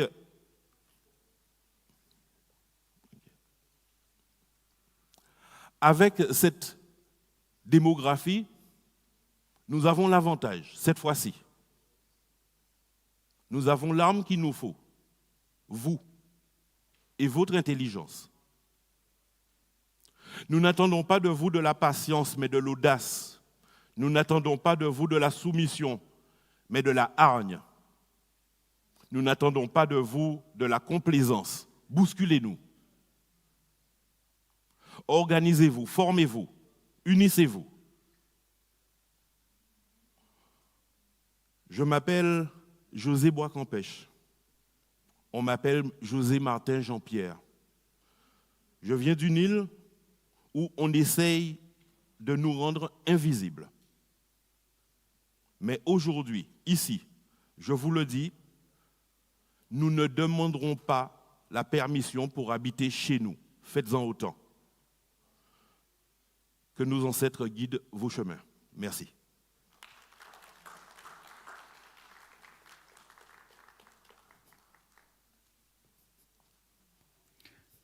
Je passe par là, c'est mieux. Je passe par là, c'est mieux. Okay, so as I said, these Caribbean people, they have too much passion, you know, and Jean-Pierre is exactly like that. I just want to say one thing before I introduce the next speaker is this. He said this, the young is the hope of tomorrow. I agree with that totally, with one caveat, as we would say in French. You're not just the hope of tomorrow, you are tomorrow. Understand the difference. You're not just the hope of tomorrow, you are tomorrow. Please understand that. So now it's my great honor and pleasure to introduce Mr. Musa Adarahman. He's an attaché from the Ministry of Foreign Affairs. Please, sir, the floor is yours.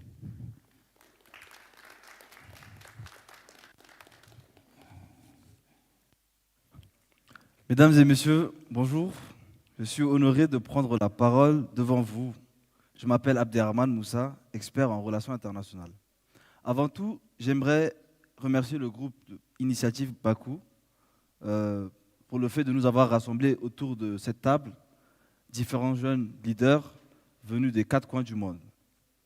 Aujourd'hui, nous parlons d'un sujet essentiel pour l'avenir du Tchad, le rôle de la jeunesse dans la décolonisation de l'urbanisation.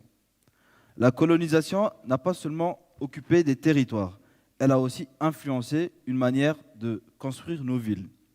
Après l'indépendance, cet héritage est resté visible. Urbanisation désordonnée, quartiers précaires, manque de logements dignes et forte inégalité entre la capitale et les provinces. Mais aujourd'hui, la jeunesse tchadienne peut changer cette réalité.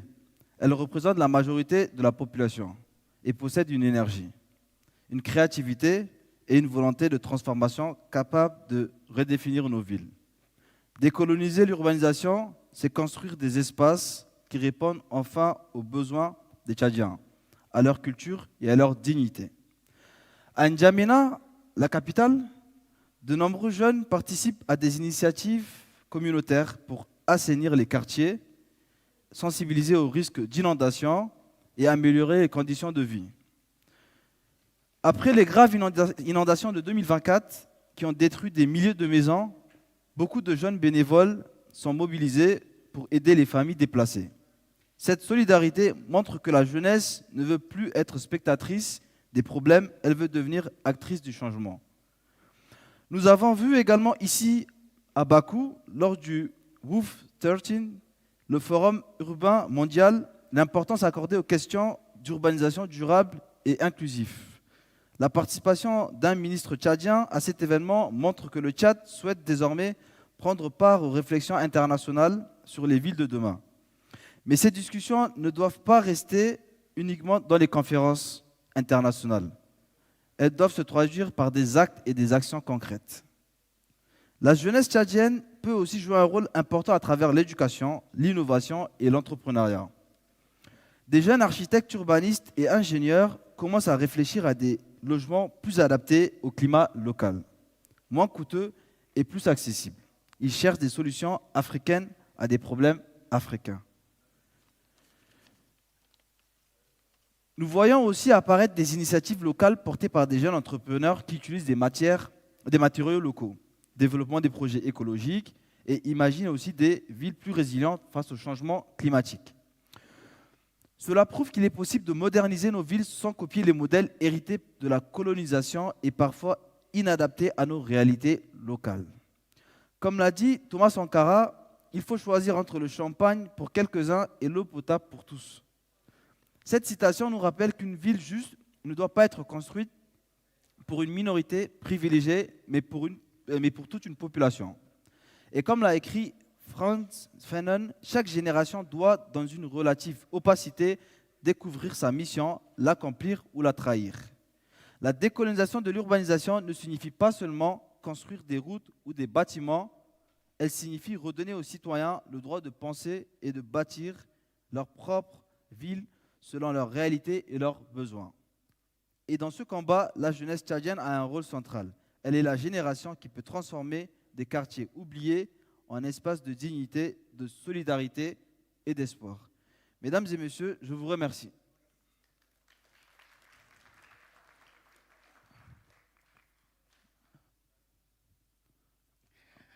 Yes, as you can see, and as I've said before, the stories are different and they come from all angles.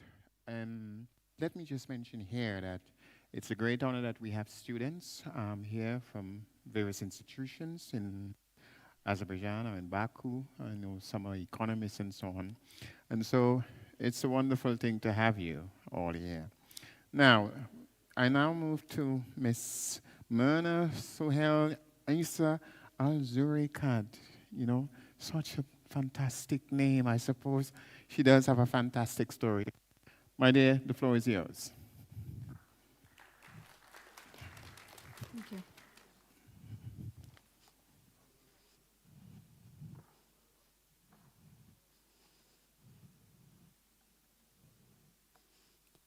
When we speak about the future of cities, we often imagine towers, infrastructure, transport systems, and technology. But I want to begin with a different question. Whose future are we imagining? And who has the power to design it? My name is Myrna. I'm the Director of Communications and Outreach at the Jordan Space Research Initiative. And space for us is not an escape from Earth. It is a way to return to Earth with sharper questions about survival, dignity, and how humans live under pressure.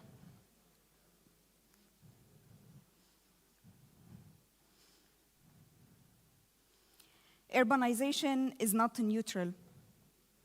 Many cities in the global south will carry colonial and post-colonial patterns, such as unequal access to land, housing, mobility, services, and decision-making, and this is all unequal access. So when we speak about housing shortages, displacement, or informal settlements, we should not treat them as technical planning problems. They are questions of justice: who was displaced, who was excluded, who gets to decide what development should look like. For me, decolonization begins with reclaiming the right to imagine from our own realities. These are pictures from our work in the Jordan Desert of Wadi Rum. These are called analog missions. We do conduct space research on land, on Earth, and these pictures throughout this presentation will be from these missions, and the discussion will mainly be around decolonizing our future and decolonizing our innovation.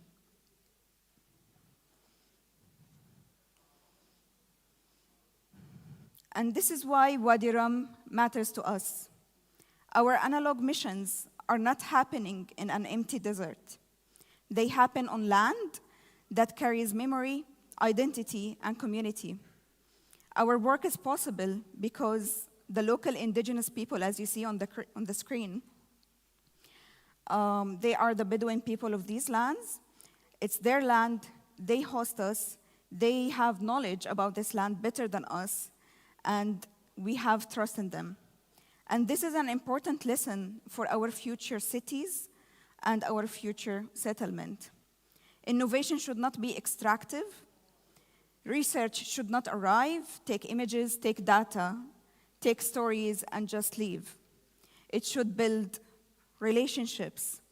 It should support local livelihoods. And it should recognize the communities that make this work and this research possible. Sometimes the most powerful impact is not only scientific. It is when a young girl, as you see on the screen, puts, from Wadi Rum, of course, she was actually the daughter of the hosts of this mission. She puts on a space helmet, and suddenly the future feels very local and very real to her. That moment matters because inspiration is also infrastructure. If young people, especially young girls, can see themselves inside the future, then participation becomes more than consultation. It becomes belonging, it becomes confidence, and it becomes authorship. Space, this is not an image from our work. It's actually a space competition, and this is the credit for the designers who are called Hassel Studio. This was a space design competition. So space also gives us practical inspiration for housing on Earth. Space habitats force us to ask urgent questions. How do we build when resources are limited? How do we survive extreme weather conditions? How do we create shelter quickly, but still protect dignity? These questions are urgent for communities facing climate threat, climate stress, disasters, and wars. They are urgent for refugees as well, who need more than temporary survival. They need safety, they need privacy, and they need their dignity. Space technologies can inspire new housing typologies through I listed here a few of them, 3 notions that were actually built and designed and derived from space. ISRU is short for In Situ Resource Utilization, and this teaches us how to use local materials and whatever is available on site. Quick Assembly teaches us how to build fast without treating people as temporary. Life support systems teach us how to rethink water, air, waste, and energy as connected loops. The point is not to copy how we build on Mars or on space. The point is to design better for Earth.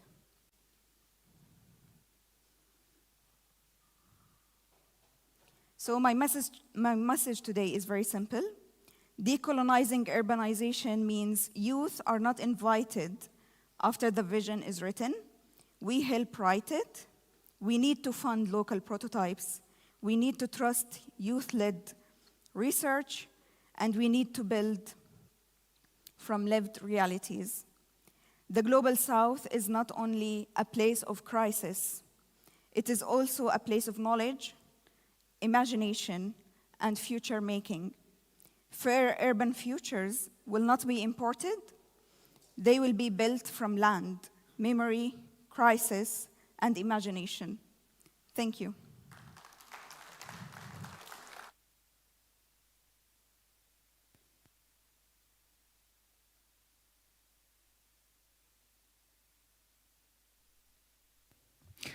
Yes, and you know,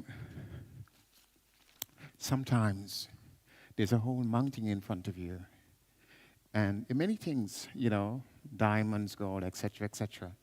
But there's a moment of jewel, a special jewel, and you have got to find it.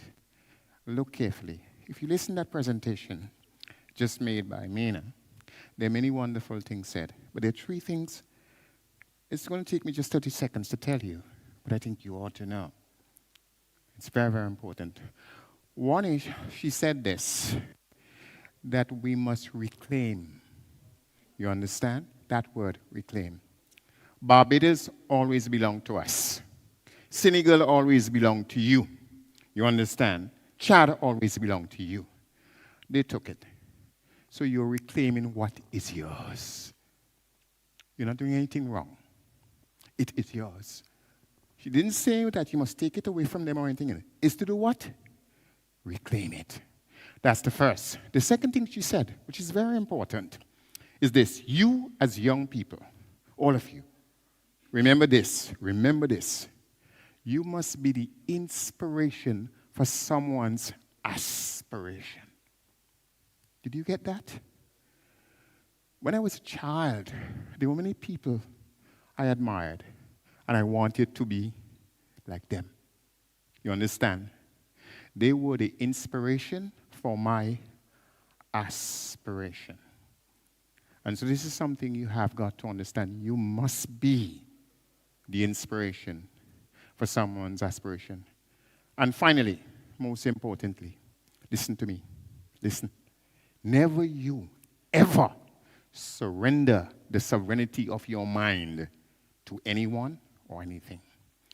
Always believe that you can reimagine, recreate. You don't have to do it their way because you have your own mind. Remember that.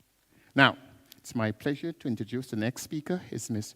Boenzal Nohala, and she's from the legal consultant at Nubu Consulting. Madam, the floor is yours.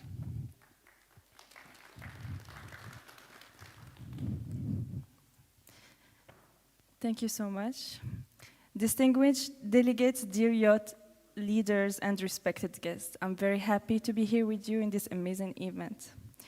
When we talk about decolonizing urbanization, we are not only talking about buildings, about infrastructure. We also talk about something much deeper, who our cities are built for, whose voices shaped them, and whether young people truly have a place in defining their future or not. I'm from Morocco, and in Morocco, like in many countries of the global south, urban development still reflects inequalities linked to history and modern growth. Some areas receive more investment, more services, and opportunities, while other areas are still marginalized. They remain underserved. Rapid urbanization also means that cities are growing faster than social inclusion, creating persistent challenges in housing, transport, and equal access to opportunities. And we can clearly see these realities in cities like Casablanca, Rabat, and Marrakesh. And I'm gonna be talking about those three cities briefly. Casablanca, as an economic hub, reflects strong modernization and large-scale development. Yet, this growth is not always evenly shared. Many young people in popular neighborhoods still face unequal access to quality housing, public services, cultural spaces, and there is a very big gap between economic progress and lived realities. Rabat, as the administrative capital, represents structured planning and institutional governance. However, for many young people, decision-making processes still feel distant, and participation in shaping urban policies remain limited or very symbolic. Marrakesh is another important example of urban transformation. The city is globally known for its culture, for tourism also, especially its historic Medina and traditional riads. I used to live in the Riyadh when I was young, and a riad is a traditional Moroccan house built around an interior courthouse representing identity, heritage, and a way of life deeply rooted in the Moroccan luxury. Actually, all people from Marrakesh used to live in a riad because it's a house that is constructed in a way that nobody can see what's inside. Because it's because of the history, of the religion, of the preservation of the privacy of the house. Today, those riads are being transformed completely into guest house or luxury hotels due to tourism and due to colonization also. While this creates economic opportunities, it also raises questions about housing access, community life, and the preservation of cultural heritage. In the historic Medinas, strict rules exist to protect those architectural authenticity. However, the growing influence of tourism and investment raises an important question. How can we modernize these areas while keeping them living spaces for residents, and not only economic or touristic assets? We also need to rethink how we build our cities by valuing our history and architecture identity. Instead of copying foreign or colonial styles, urban development should reflect our local culture, our local tradition, and a way of living. Our historic architecture is not only about buildings, but also about memory, identity, and belongings.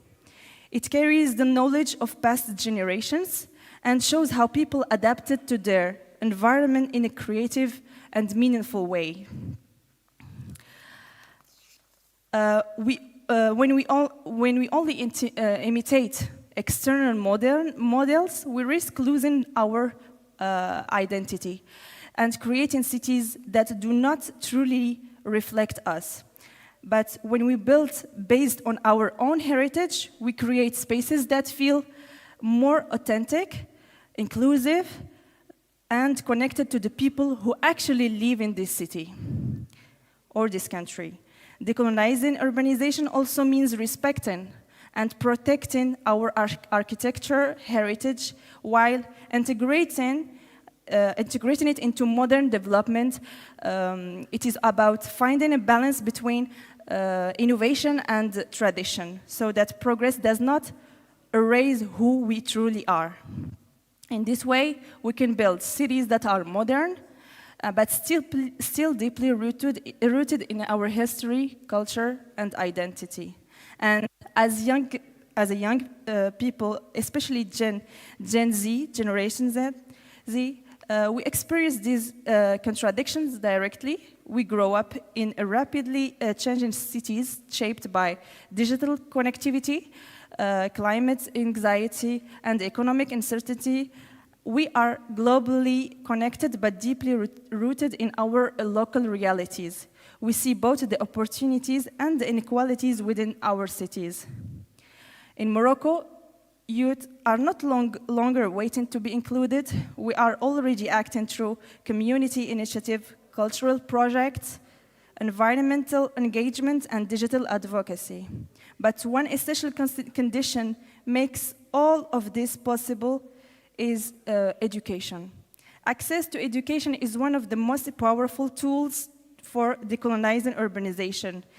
It enables young people to understand urban policies, participate in public decision-making, defend their rights, and contribute to shaping their communities. A young person with quality education is not only preparing for employment, but also becoming an active citizen capable of questioning inequalities and proposing good solutions. However, for urban justice to be real, access to education itself must be inclusive. When opportunities depend on geography, social background, or economic condition, inequality is reproduced within the city itself.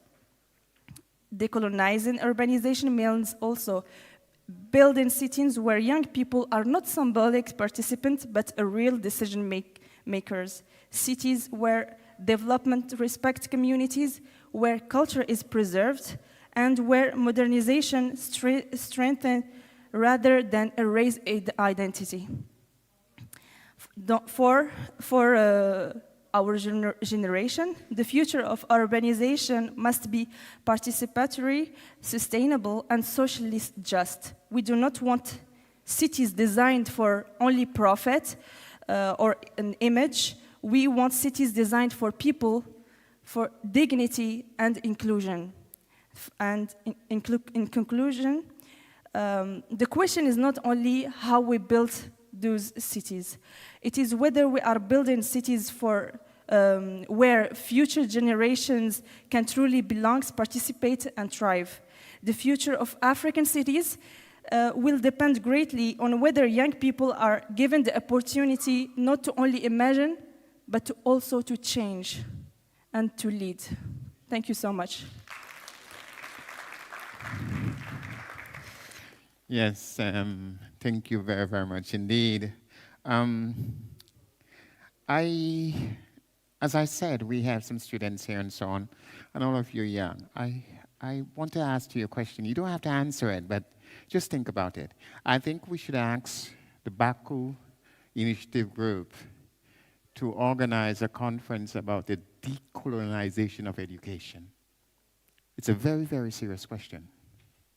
It is. The decolonization of education. Because the people from the Caribbean here will tell you that in school, we were taught that the British were the heroes. Do you know? I don't look it, but my mother is an Indian woman, what they call Caribbean woman. And I told Mommy once when I was, before she died, we were driving along the east coast of the island. And I said, Mommy, they had to kill you all, They had to kill you. And she got very upset. She said, what? I said, they had to kill you. This place is too beautiful. They had to come and steal it. And they taught us that the Caribs, every Caribbean person will tell you, they taught us that the Caribs were the enemy. How the hell can I be the enemy when this is my house? You come and take it over. And I tell you to leave and you kill me and I'm the enemy? Something is wrong here. So we need to decolonize education. it is something that the Baku Initiative Group might want to think about, you know? Now it gives me great pleasure to invite our final speaker for the morning. This is Mr. Amir Nazim. Mr. Nazim, the floor is yours.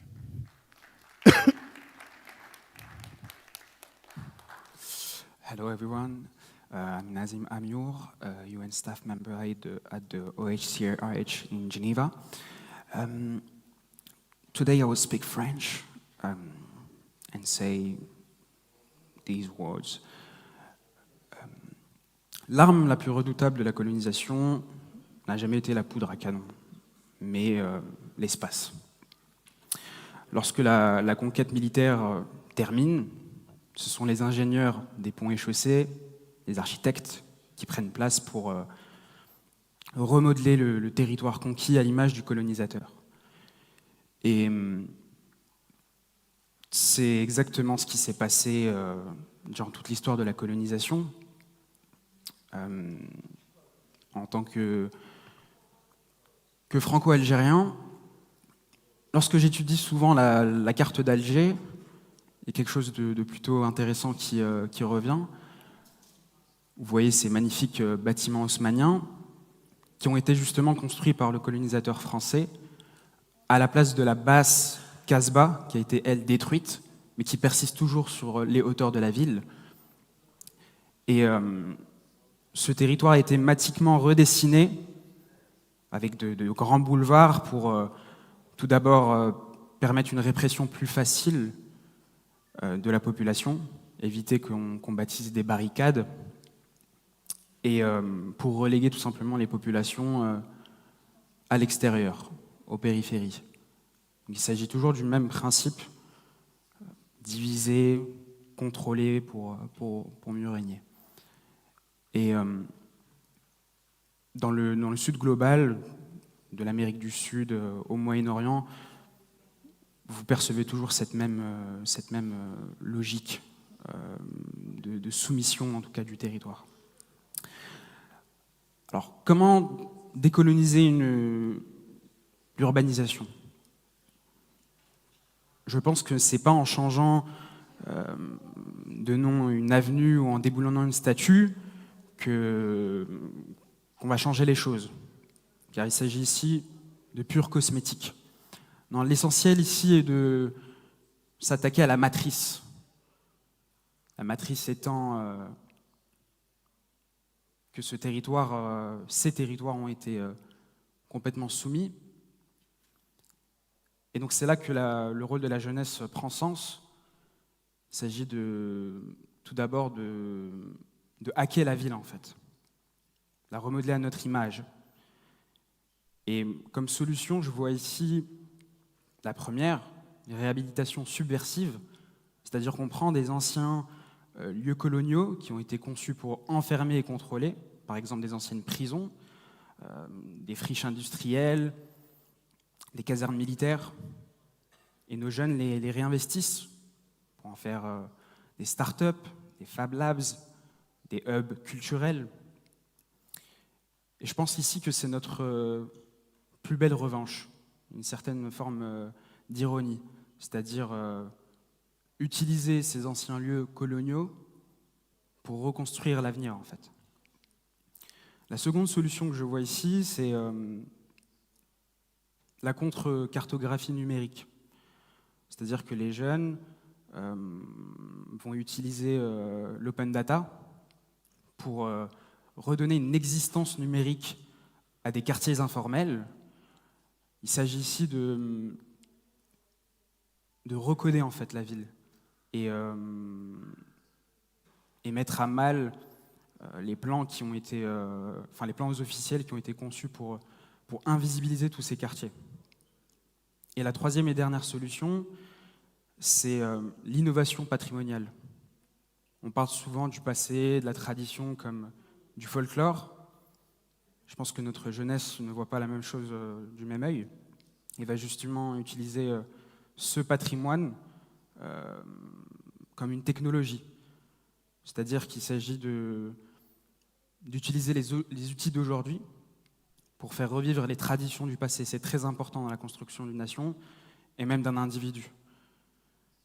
Et donc effectivement, là par exemple vous avez ce lieu Constitution Hill in Johannesburg, qui était un ancien fort, une ancienne prison coloniale où Nelson Mandela a été emprisonné, et qui est aujourd'hui devenu le lieu de la Cour constitutionnelle, un musée et bien d'autres choses. Et donc effectivement, il faut utiliser ce concept d'open source, car il y a beaucoup de choses à faire dans la ville.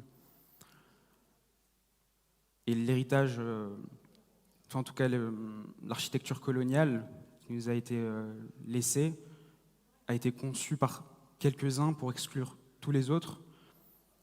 Et donc je pense que nous qui héritons de ce code urbain fracturé, c'est à nous en fait de réécrire la mise à jour.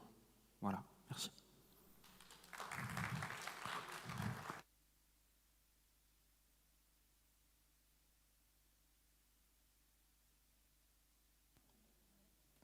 Hello. Yep. Okay, I'm not very good at technology. So just two things, because we're going to have some coffee now. So you've been sitting a long time, and I'm sure you will be happy to have that.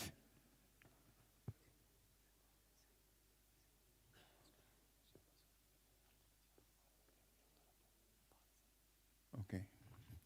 Okay, so yes, we'll have pause for a coffee break, but excuse-moi s'il vous plaît. Maestro. Okay, he didn't hear me.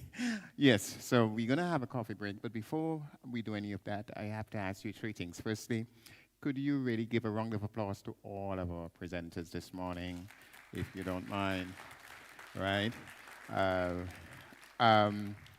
There were a lot of fantastic stories, and I hope you did take away from them what was shared. Believe me when I tell you this, and there's no doubt in my mind about this whatsoever. What has happened here this morning has enriched me greatly, and I hope it has enriched you. Listen, listen, listen. There is a singer, he died recently, his name was Jimmy Cliff from Jamaica. And he said, you can get it if you really want. You must try, try and try, and you will succeed at last. Years earlier, he sang a song, this, and this has guided me through my life. Many rivers to cross, and I can't seem to find my way over. Wondering I am lost. Well, you know, we've come here. We had many rivers to cross. Whether you like it or not, we have achieved political independence, whether they wanted to give it or not, you know. And the last presentation showed me something, how Mandela's prison, you know, has been transformed, has been reimagined. I think the first bridge, the first river that we must cross in this decolonization process, be it urbanization or anything else, is here. It's here. Did you hear me? It's here. You know, the great Marley, Bob Marley, if you go to a hotel bar, you'd see a picture of him in the hotel bar. Marley, one of his greatest songs is called Redemption Song. Most people believe that that is Marley's words. It is not. It is actually Marcus Mosiah Garvey, the first Pan-Africanist, real, and he was also from Jamaica. I want to leave you with those words. Emancipate yourself from mental slavery. None but ourselves can free our minds.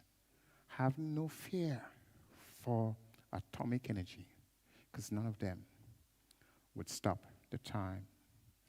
How long shall they kill our prophet while we stand aside and look? Some say it's only a part of it. We got to fulfill the book. Well, listen, we ain't fulfilling any book. We writing the book. Could we agree on that? We're not going to fulfill any book. We're going to write a book. I want to thank you all so much for being here this morning, especially the students. I would advise you to interact. Don't be an island unto yourself, you know, because we are part of the whole. And Monsieur, the coffee is ready now? Sister? Okay, and so now we can have the coffee break. Thank you again. Enjoy the rest of the morning.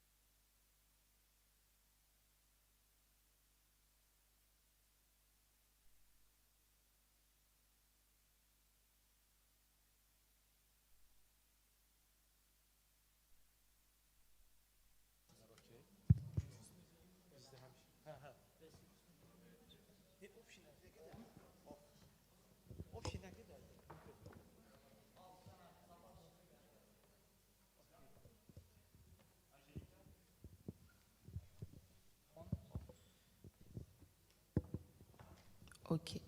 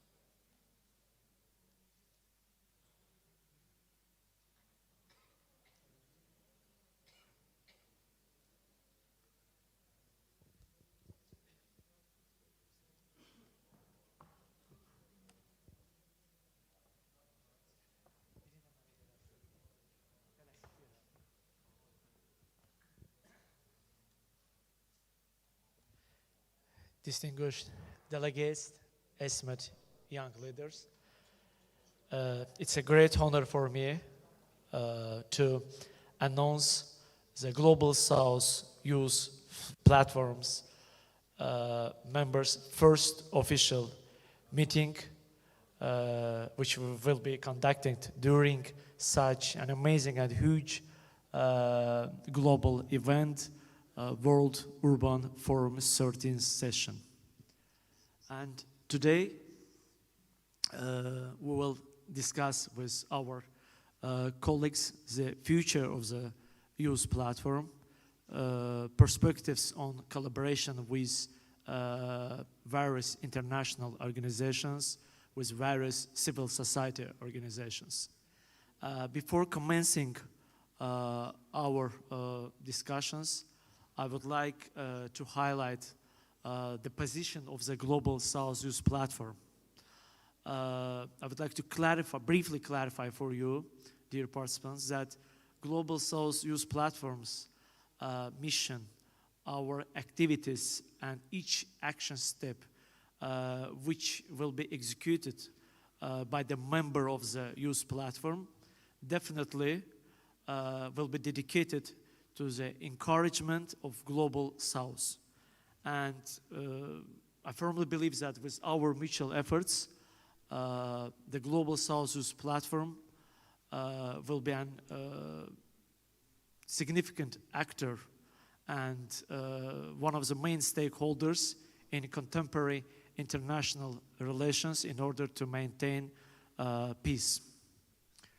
Now, I would like to start with sharing thoughts of my distinguished colleagues and representatives of Global South.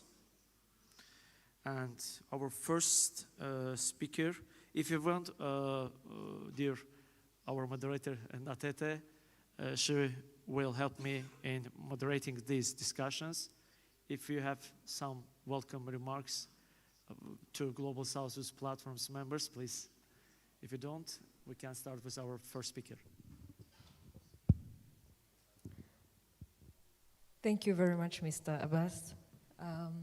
Like he highlighted, this is going to be a discussion where each and every fellow colleague is going to share their thoughts on what we intend to work on, some of the initiatives we look forward to working together on.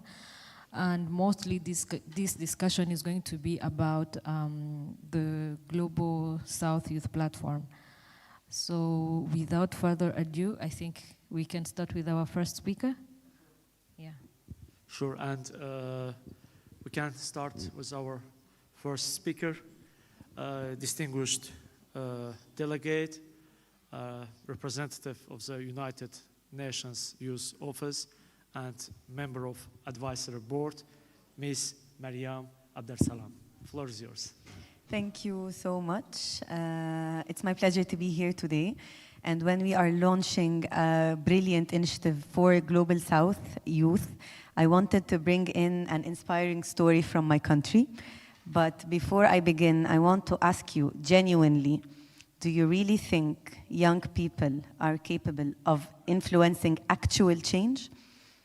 Raise of hands. Genuinely. Okay, that's brilliant. When I was 21, I'm 27 now, by the way, I had an idea during COVID that the whole world is running on such negative news and everything around us is so demeaning, and young people are not getting the platform that they need to showcase their programs and their initiatives. And myself, I have a lot of stories to share and I don't know where to share them. So from that point, I started something called The Good News. The Good News is a platform that isn't new as a concept. It has several iterations everywhere around the world. And it's the most natural thing when someone is faced with a crisis. It is to look at what is the positive side of things. So right now we have over 20 million followers. I started at the age of 21, and we have only one mission, is to make sure that youth voices are amplified. Speaking of, the way I do that is that I either share the positive stories by youth or I receive them from youth. So I wanted to share with you one of my favorite stories. This is a very popular tower in Egypt. As you can see from the architecture on the left, it was during the colonization by a Belgian architect. It is in downtown Cairo. And on the right is a reimagination of how this building should look like. So who did this reimagination? He is a young person, an architect named Mustafa Salim. What he did is that he filmed the video on the left. He took an image of what the building looked like, and then as an architect, he did his own reimagining of how the building should look like now. How could it better serve the people? How can we decolonize the building? Now I want to ask you something. Do you think that this turned into a reality, or it was just a show done by AI, or he just tried to do something but it was not successful? If you think that this really changed, raise your hand. We have to investigate. So no show. There is no air condition. There is no any advertisement. Yes, he tried to change how the city is, to remove the cars and to refurbish the look of the building. He did 7 or 8 videos like that, reimagining Cairo, and he named the series Cairo Makeover. And guess what? The government listened.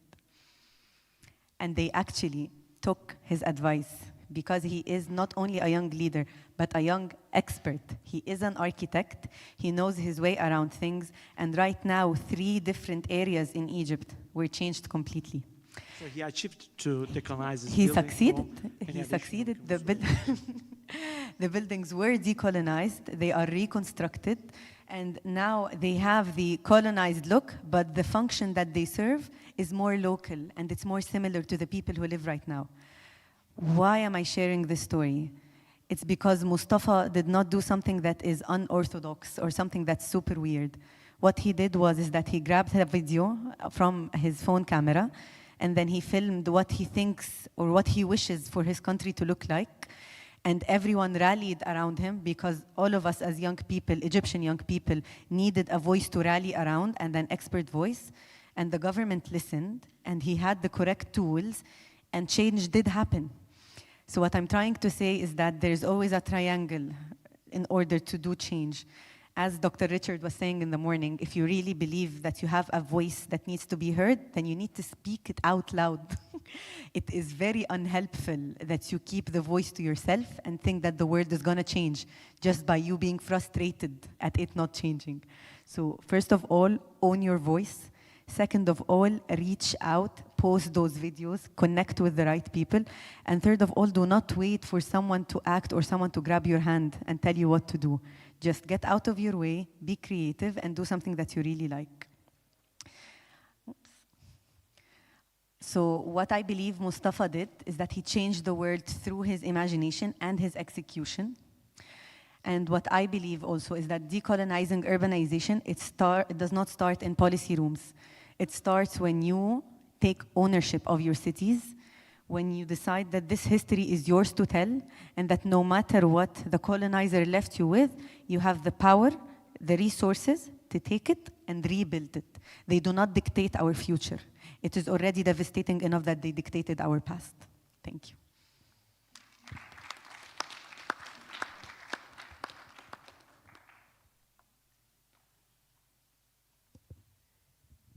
Thank you very much. It was so impressive. Thank you for sharing such fruitful information, and thank you for your kind appreciation our activities and our platform. So guys, our next speaker, she's also from the United Nations, UNDP, and I would like to introduce Ms. Merna. Please, floor is yours, Merna. Thank you for the introduction. I actually did not prepare any specific speech, but I wrote down some notes throughout the day. And I think they are also very relevant to the engagement of youth in these kind of global discussions and very important discussions. And one thing that I have noticed, we are talking about decolonization, but we still use decolonized or colonizer language. We still call ourselves the Middle East. We still call ourselves the Global South. We still speak in English. We still speak in French. So it's something that is still well integrated in us, even as youth. And I think it is very important to start to address this as what it actually is. It's deeply rooted colonial traits in us. And the thing is, we own our own language, we own our own names, and we should start calling to be called in the names that we have. And I'll talk about the Middle East, for example. The Middle East can be called instead, which is very simple, West Asia, or another name can be the Arabian Peninsula. There is also a name that we have for ourselves, which is the Fertile Crescent, which is a very beautiful name, and it was made also for very beautiful reasons. And it would be even more relevant to use it as it is. And then we have Bilad al-Sham. Do you have a better English translation? Levantine is actually French. But Bilad al-Sham, if I want to translate this in literal Arabic, it would mean countries of Sham. Sham is actually the old borders of Syria, Lebanon, Palestine, and Jordan, but we don't use that anymore. So we have our own beautiful names and identities, but we lose it, and we don't use it anymore because we still use the language that was imposed on us. And this is one point. I feel like it also relates to the education, decolonizing education, as Mr. Richard has mentioned before. And one other point, I won't take long, but I would have wished to have older people with us today as well. This intergenerational dialogue would have made the exchange much more meaningful and rich, because talking to ourselves is important for learning, for encouragement, to show impact. But for change to happen, there should be intergenerational dialogue. We shouldn't be talking to ourselves all the time. People need to hear us as well, and that's why also we have TV stations around, and the interviews has been done, because we want the news to travel of the impact that we do, the discussions that we have, what we need to be done, what we ask for. And this is also a responsibility for BIG. And this is one big step for us as young people, is to participate in these kinds of events and take advantage of the opportunities that are provided for us by BIG today as well. And one thing I feel like young people would be in most need of, and I personally found this for my own professional development, as I also started as an architect, I transitioned into urban planning, and I struggled a lot with the job market, as it is quite challenging now for young people. And I think what young people are in most need now is mentorship. And this also relates to the intergenerational dialogue. If mentorship is present, you have someone to guide you, you have someone to understand your struggle, to connect you to the right opportunities, this would provide a lot of support for young people. And one very small conversation that I had previously with Mariam, because everything that I've listed today and talked about in terms of space research, it's all voluntary work. And young people, because they are driven by passion, and I'm really sure that's all other young people here, because young people are driven with passion, they usually are willing to do things that put their own well-being and stability at risk. And doing things as a volunteer is a good thing. It's quite nice. It still supports development and change, but it's not sustainable. And young people should not be putting themselves in a position where they risk their quality of life or stability.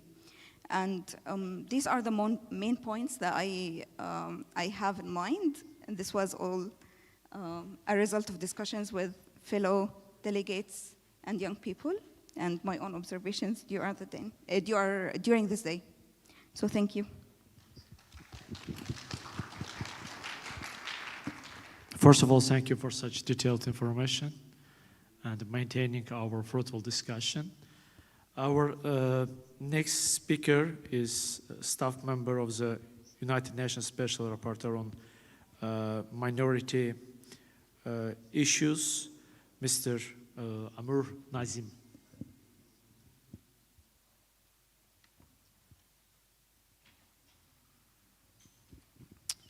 Bonjour à tous. Comme vous avez pu m'entendre tout à l'heure, effectivement, la décolonisation est un vaste sujet. Je pense que chaque décolonisation est différente, selon les facteurs, selon le pays, l'histoire, le colonisé et la puissance coloniale. Et en ce qui concerne le rôle de la jeunesse, effectivement, la jeunesse a toujours été vectrice de changement dans toutes les sociétés. Après, je pense que l'enjeu également se situe dans le fait de laisser cette jeunesse s'exprimer, avoir les opportunités. Ce n'est pas le cas dans tous les pays du monde.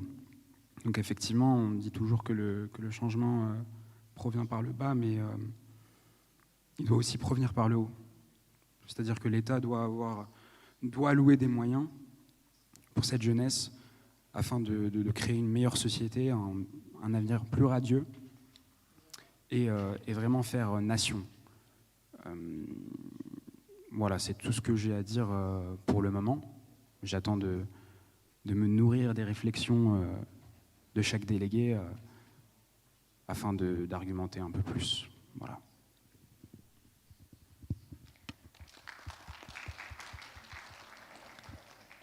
Thank you very much for the thoughtful presentation. And I think everyone is getting one or two things home today, right? Sure. Without further ado, we would like to give the floor to our next speaker, Madame Angelica.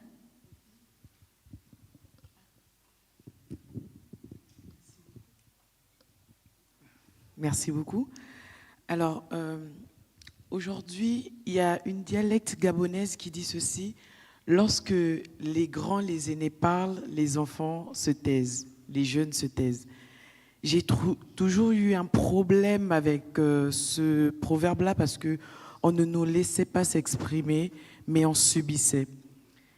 Pour moi, la plateforme des jeunes du Sud global n'est pas une simple plateforme, c'est plus un mouvement, c'est un cri d'honneur afin de pouvoir s'exprimer sur des sujets humanitaires, environnementaux et bien d'autres qui, aujourd'hui, sont cruciaux pour l'avancement du monde. Un de nos prédécesseurs a dit ceci: l'avenir, c'est pas demain, nous ne pouvons pas attendre l'avenir, c'est nous, l'avenir, c'est aujourd'hui. Donc, ce groupe, je remercie déjà le groupe Initiative de Baku d'avoir initié, d'avoir mis en place tout ce système pour que nous puissions continuer à traiter les questions majeures qui ont besoin de se développer davantage. Je vous remercie de m'avoir passé la parole.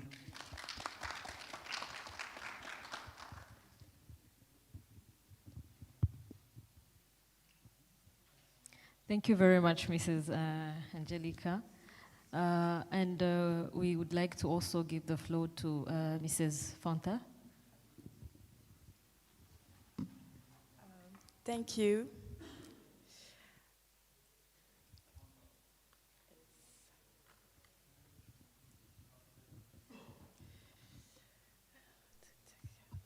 So yeah, my name is Fanta, and I want to tell you the story of my country, which is the Mali. First of all, does anyone ever went to Mali before?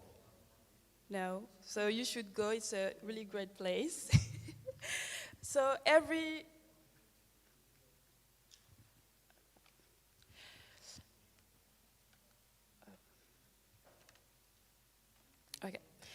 city tells a story. But for many nations in the global south, our urban story was written by others. So it is time for us to write our own chapter. Like many African nations, Mali urban centers were shaped by history. Decades ago, cities like Bamako, which is the capital of Mali, were planned using Western frameworks. These designs focused on administrations and control rather than lifestyle, culture, and the rapid growth of the Malian population. This is why we need to talk about decolonizing urbanizations. For too long, urban development in Mali meant copying Western styles. But we built districts like the ACI 2000 and the Cité Administrative in Bamako. We brought in wide asphalt, wide boulevard, and massive glass towers, thinking this was the only definition of modern city. But we ignored one thing, our Malian reality. A model made for Europe cannot work in the Sahel because Mali is in the Sahelian region. We face extreme heat, often over 45 degrees. This glass and concrete zone acts like a giant oven. It is very unbreathable for us. They trap because this building trap the heat and make the neighborhoods really unlivable with expensive air conditioning. So decolonizing means returning to our roots. Mali has a world-famous history of earth architecture. Hope you all know about the Mosque of Genie in Tombouctou. This traditional knowledge teaches us how to build with local materials like mud bricks, which keep spaces naturally cool and respect our Sahelian environments. This transformation is not just a dream, it is happening right now, and it is being driven by the most powerful force in Mali, the youth. Malian youth are fixing urban problems today through three main pillars. There are technology by mapping the neighborhoods, architecture also by modernizing earth construction, and green action by planting trees to bring shade back to our concrete streets. So yeah, take our leaders, for example. They are using smartphones to digitally map informal areas in Bamako. This ensures that poor communities are no longer invisible and can finally get access to basic services like water or waste management. As you can see on this screen, we are not trying to erase the past. No, the difference is clear, sorry. We are moving away from heat traps and exclusion toward natural cooling, local materials, and inclusive markets. So the youth, the Malian Vision's youth is simple. We are not trying to erase the past because it is just impossible. We are adapting our heritage to build a more modern, resilient Mali. Decolonizing is about opening our doors to a local innovation. So the experience of Mali shows that decolonizing urbanization is not about closing doors to the world, but about opening them to a local innovation by combining rich heritage of our ancestors with the digital tools of today. So the youth of the Global South, the Global South Youth Platform, offers a unique opportunity to recognize these efforts and to move towards global urban partnerships based on mutual respect and local realities. So to conclude, it is possible to build future cities that respect our histories, survive our climates, and truly serves our community. So basically, the youth of Mali are ready to lead this new urban area. So just let us build cities that respect our history and truly serve our people. Thank you for your attention.